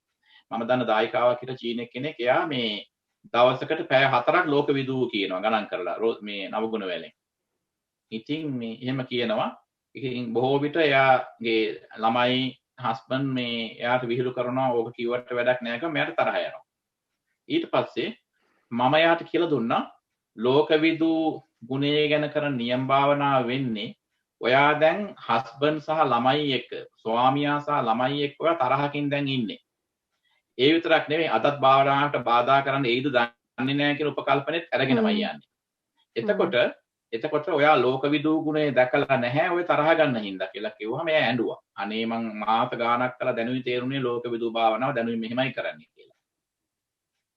ඒ කියන්නේ එයා නිකන් කියවලා තියෙනවා. නමුත් ඒක අදාළ කරගන්න එයාට බැරුණා එයාගේ මේ සත්ව ලෝකයට අනුව එයාගේ උපාදානය අඩු කරගන්නට කිව්වා එයාට මම. එතකොට බුදුහාමුදුරුවෝ එතකොට එයා ඒ තුලින් දැක්කා සත්ව ලෝකය කියන්නේ එයාගේ ඉන්ද්‍රිය බද්ධ ලෝකයේ තුල එයා ඇති කරගෙන තියෙන්නේ නෙගටිව් ඉමේජ් එකක් නේ කවුද එයාගේ දරු පවුල ගැන. ඒ කියන්නේ මගේ හස්බන්ඩ් කියන්නේ මම භාවනාවට විරුද්ධ කෙනෙක්. මගේ භාවනාවට. දරුවෝ කියන්නේ මට විහිළු කරන කට්ටිය. නිසා මෙයාලත් කැමති නැහැ භාවනාවකට. ඉතින් මේ ළමයින්ට දවසක් මෙයා ඉගෙනුවා. ලෝකවිදූ මෙච්චර වාර ගණන් කරන 3000 වාර ගණන් මෙයා පොතක ලියලා තියෙනවා. ඒ වෙනකොට 37000 වාරයක්ද කොහෙද ගණන් කරලා මෙයාට ඕනලු 84000 වාරයක් ගණන් කියන්න ලෝකවිදූ ගුණය. හැබැයි එහෙම තියෙන සමහර සම්ප්‍රදායවල මම කිව්වා 84000 වාරයක් ලෝකවිදූ ගුණය කිව්වත් 84000ක් ධර්මස්කන්ධයෙන් එක ස්කන්ධයක්වත් ඔයාට අවබෝධ වෙන්නේ නැහැ කිව්වා. අඩු වශයෙන් ඒ වචනේ ගැනවත් අවබෝධයක් එන්නේ නැහනේ. නෑ එහෙම ඉන්නේ. එතකොට ඇත්ත වශයෙන්ම මේකයි බුද්ධානුස්සති කියලා කියන්නෙම බුද්ධානුස්සති භාවනාවෙන් ධානවලට ගිහිල්ලා බුද්ධානුස්සතිය වඩලා පවා අපට කෙලස් නැති කරගන්න පුළුවන්. අර මෛත්‍රී වලින් ධානය යනවා වගේ. ඒක හැබැයි එතකොට ඒ බුද්ධ කියන වචනේ අපි බොහෝ විට ගන්න බෞද්ධානලගේ භෞතික ස්වરૂපයයි ගුණ ටිකයි ගැනනේ. ඒ කියන්නේ අපි ශ්‍රද්ධා මූලිකව තමයි අපි බුද්ධානුස්සතිය වැඩි දෙනෙක් වඩන්නේ. හැබැයි ශ්‍රද්ධාව කියලා කියන්නේ පාරමී නෙවෙයිනේ. පාරමිතාවලට ප්‍රවේශයක්නේ ශ්‍රද්ධාව. එහෙමයි. එතකොට පාරමිතා මූලිකව කරන්න ඕන නම් අර තමන්ගේ හැඟීමකට මේ සාපේක්ෂව බලන්න ඕන බුදු ගුණේ දිහා. ඒ කියන්නේ හැම වෙලේම සාපේක්ෂ වෙන්න ඕන. බුදුහාමුදුරුවෝ කොතනද ඉන්නේ? උන්වහන්සේට සාපේක්ෂව මම කොතනද ඉන්නේ කියලා. එතකොට මමත්වයේදී මම දිහා බලනවා බුදුහාමුදුරන්ට සාපේක්ෂව. එහෙම නැත්නම් බුදුහාමුදුරන්ට සාපේක්ෂව මම දිහා බලනවා මට සාපේක්ෂව බුදුහාමුදුරු දිහා බලනවා. ඔක මියුචුවල් දෙපැත්තටම බලනවා. ඒ බලනකොට තමයි ওই බුද්ධානුස්සතිය වැඩෙන්නේ ඇත්තටම. දැන් අර බුද්ධානුස්සතිය කියන පාලියෙන් කියන තැනක් තියෙනවනේ අර සවාසනේ කෙලෙසේසෝ ඒකෝ සබ්බේ නිගාතිය අහෝ සුසුද්ධ සන්තානෝ පූජානංච සදාරහෝ. එතෙන් යනකම් බුදුහාම මෙන්න මේ ගුණ තියෙනවා තමන්ගේ කෙලෙස් සියල්ල නැති කළා సంతානෙන් පූජාවන්ට සුදුසුයි කියලා. ඊට පස්සේ දේශනා සබ්බකාල ගතේ ධම්මේ සබ්බේ සම්මා සයං මුනි. සබ්බකාල ගතේ ධම්මේ කියන්නේ අතීත වර්තමාන අනාගත කාලත්‍රයේ ටයිම් ලයින් තුනටමයි සියලු ධර්මතාවන්හි යථා ස්වභාවයේ දැකපු උන්වහන්සේ.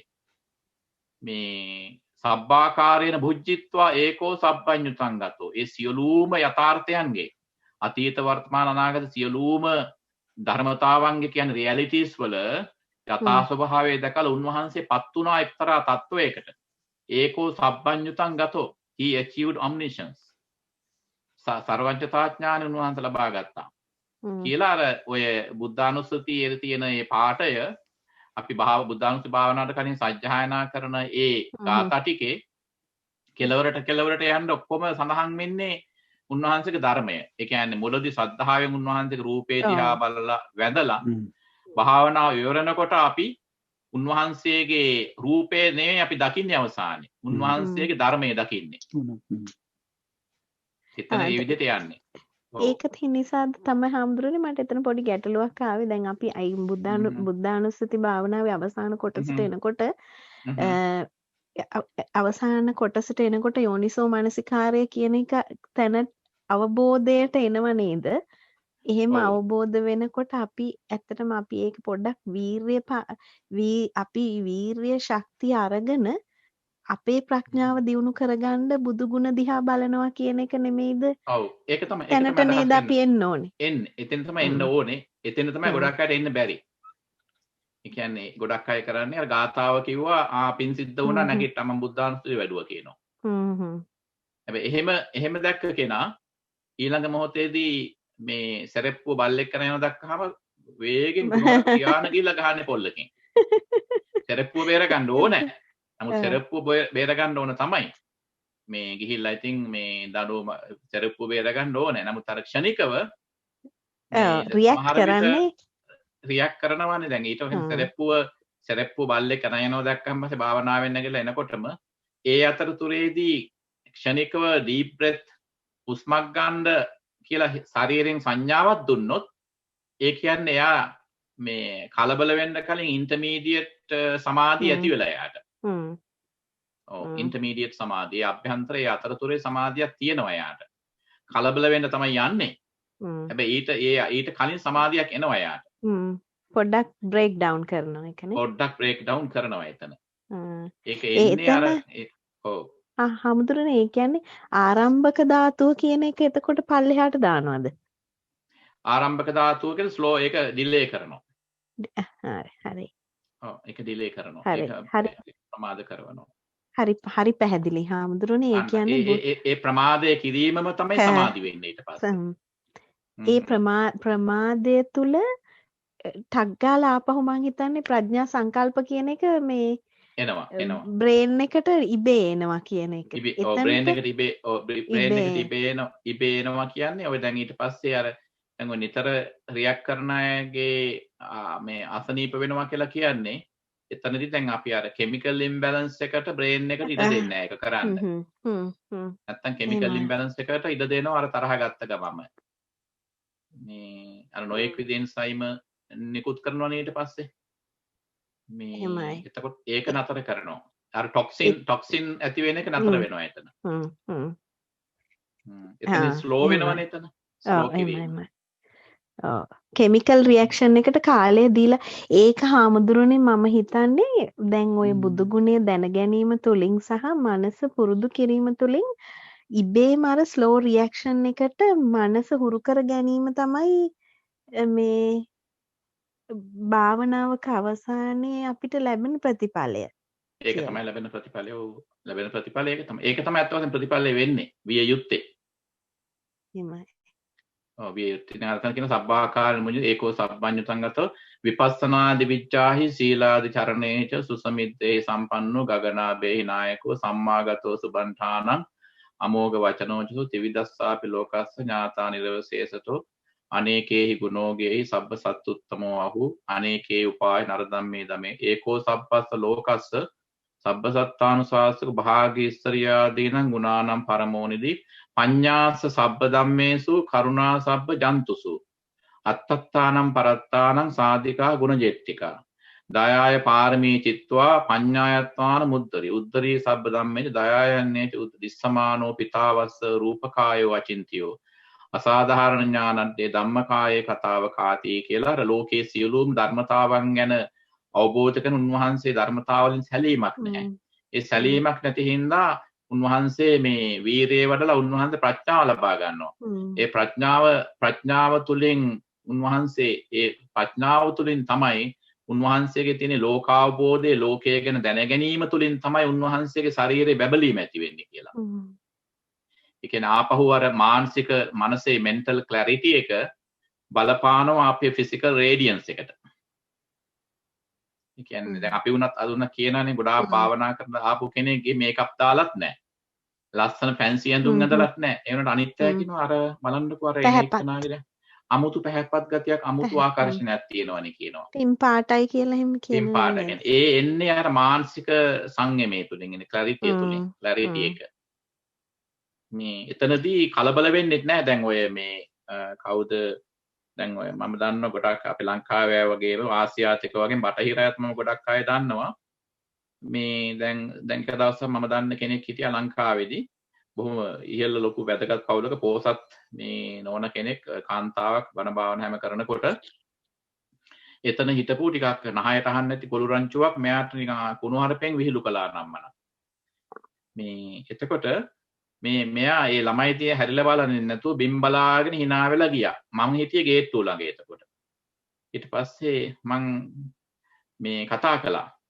කතා කරනකොට අර ළමයි විහිළු කළා නේද කියලා කිව්වහම ඔව් හාමුදුරනේ වචන විතරයි මං හිතට ගත්තේ නෑ කිව්වා. ඇයි hina වුනේ මං දැක hina වුණා කියලා. ඒ hina වුනේ මං මෙසේජ් එක ගත්තේ නැති හින්දා කිව්වා. ඔය වචනින්මයි කිව්වේ ඉංග්‍රීසි වචන. එයා ඉංග්‍රීසි ටීචර් කෙනෙක්. ඔය හාමුදුරනේ මම අපේ හාමුදුරනේ මේ මම මෙසේජ් එක ගත්තේ නෑ කිව්වා. ඇයි ඊට පස්සේ ඇය බොහෝම බුද්ධානුස්සතිය වඩන කෙනෙක්. පුරා බුද්ධානුස්සතිය වඩන කෙනෙක්. බුද්ධානුස්සති භාවනාව තමයි වඩන්නේ. හැබැයි අර ගැඹුරෙන් ඒ බුද්ධානුස්සතිය පාරමිතාව දක්වා යන්න පුළුවන්. වීර්ය පාරමිතාව, ප්‍රඥා පාරමිතාව, මෛත්‍රී පාරමිතාව. ඔව් මෛත්‍රී හැම දෙයකටම යනවා. සියලු මේ පාරමිතාව වලට සම්බන්ධ වෙනවා බුද්ධානුස්සතිය. විශේෂයෙන්ම ඔය ලෝකවිදූ ගුණය ගැන මගේ පෞද්ගලික මම මේ හැම බුදු ගුණයක්ම ලස්සනයි සුන්දරයි. නමුත් මේ ඔය ලෝකවිදූ ගුණය ඔස්සේ තමයි මම ගොඩාක් ලෝකවිදූ ගුණය තුලින් මුළු ධර්මයේම කියවෙනවා. ඇනලයිස් කරන්න පුළුවන්. ඇනලයිස් කරන්න පුළුවන් සියලුම දේවල්. හොඳයි එහෙනම් බොහොම හොඳයි. බොහොම ස්තුතියි. අද ප්‍රශ්න ගොඩක් ප්‍රශ්නත් ඇහුවා. අපි එකට පටන් ගත්තේ දැන් 3ට කිට්ටුයි. බොහොම හැමදෙනාටම ස්තුතිවන්ත වෙනවා. මේ ධර්ම ශ්‍රවණය කළාට ලබාගත්තා වූ කුශලය, පුණ්‍ය ශක්තිය, ভাইබ්‍රේෂන්ස් අපි ෂෙයා කරමු. අවබෝධ මේ අපි අනුමෝදන් කරමු දෙවියන් සහිත ලෝකයා සමග, ඥාතීන් සමග. එත්තාවතාච අම්හෙහි සම්භතං පුඤ්ඤ සම්පදං සබ්බේ දේවානුමෝදන්තු සබ්බ සම්පත්ති සිද්ධියා සබ්බේ භූතානුමෝදන්තු සබ්බ සම්පත්ති සිද්ධියා සබ්බේ සත්තානුමෝදන්තු සබ්බ සම්පත්ති සිද්ධියා ඉදම්මේ ඥාතීනං හෝතු සුඛිතා හොන්තු ඥාතයෝ ඉදම්මේ ඥාතීනං හෝතු සුඛිතා හොන්තු ඥාතයෝ ඉදම්මේ ඥාතීනං හෝතු සුඛිතා හොන්තු ඥාතයෝ. ලැබුවා වූ අවබෝධය ඔබ සෑම දෙනා ප්‍රාර්ථනා කරන සම්මා සම්බුද්ධ භූමි, පච්චේක සම්බුද්ධ භූමි හෝ අරහන්ත භූමි යන තමන්ගේ ප්‍රාර්ථනීය භූමියෙන් දුක්ඛිත සසරින් එගොඩවන්නට ඒ ලැබුවා වූ දැනුම ප්‍රඥා පාරමිතාවක්ම වේවා කියලා ප්‍රාර්ථනා කරමු. හැම දිනාටම සම්මා සම්බුදු සරණයි.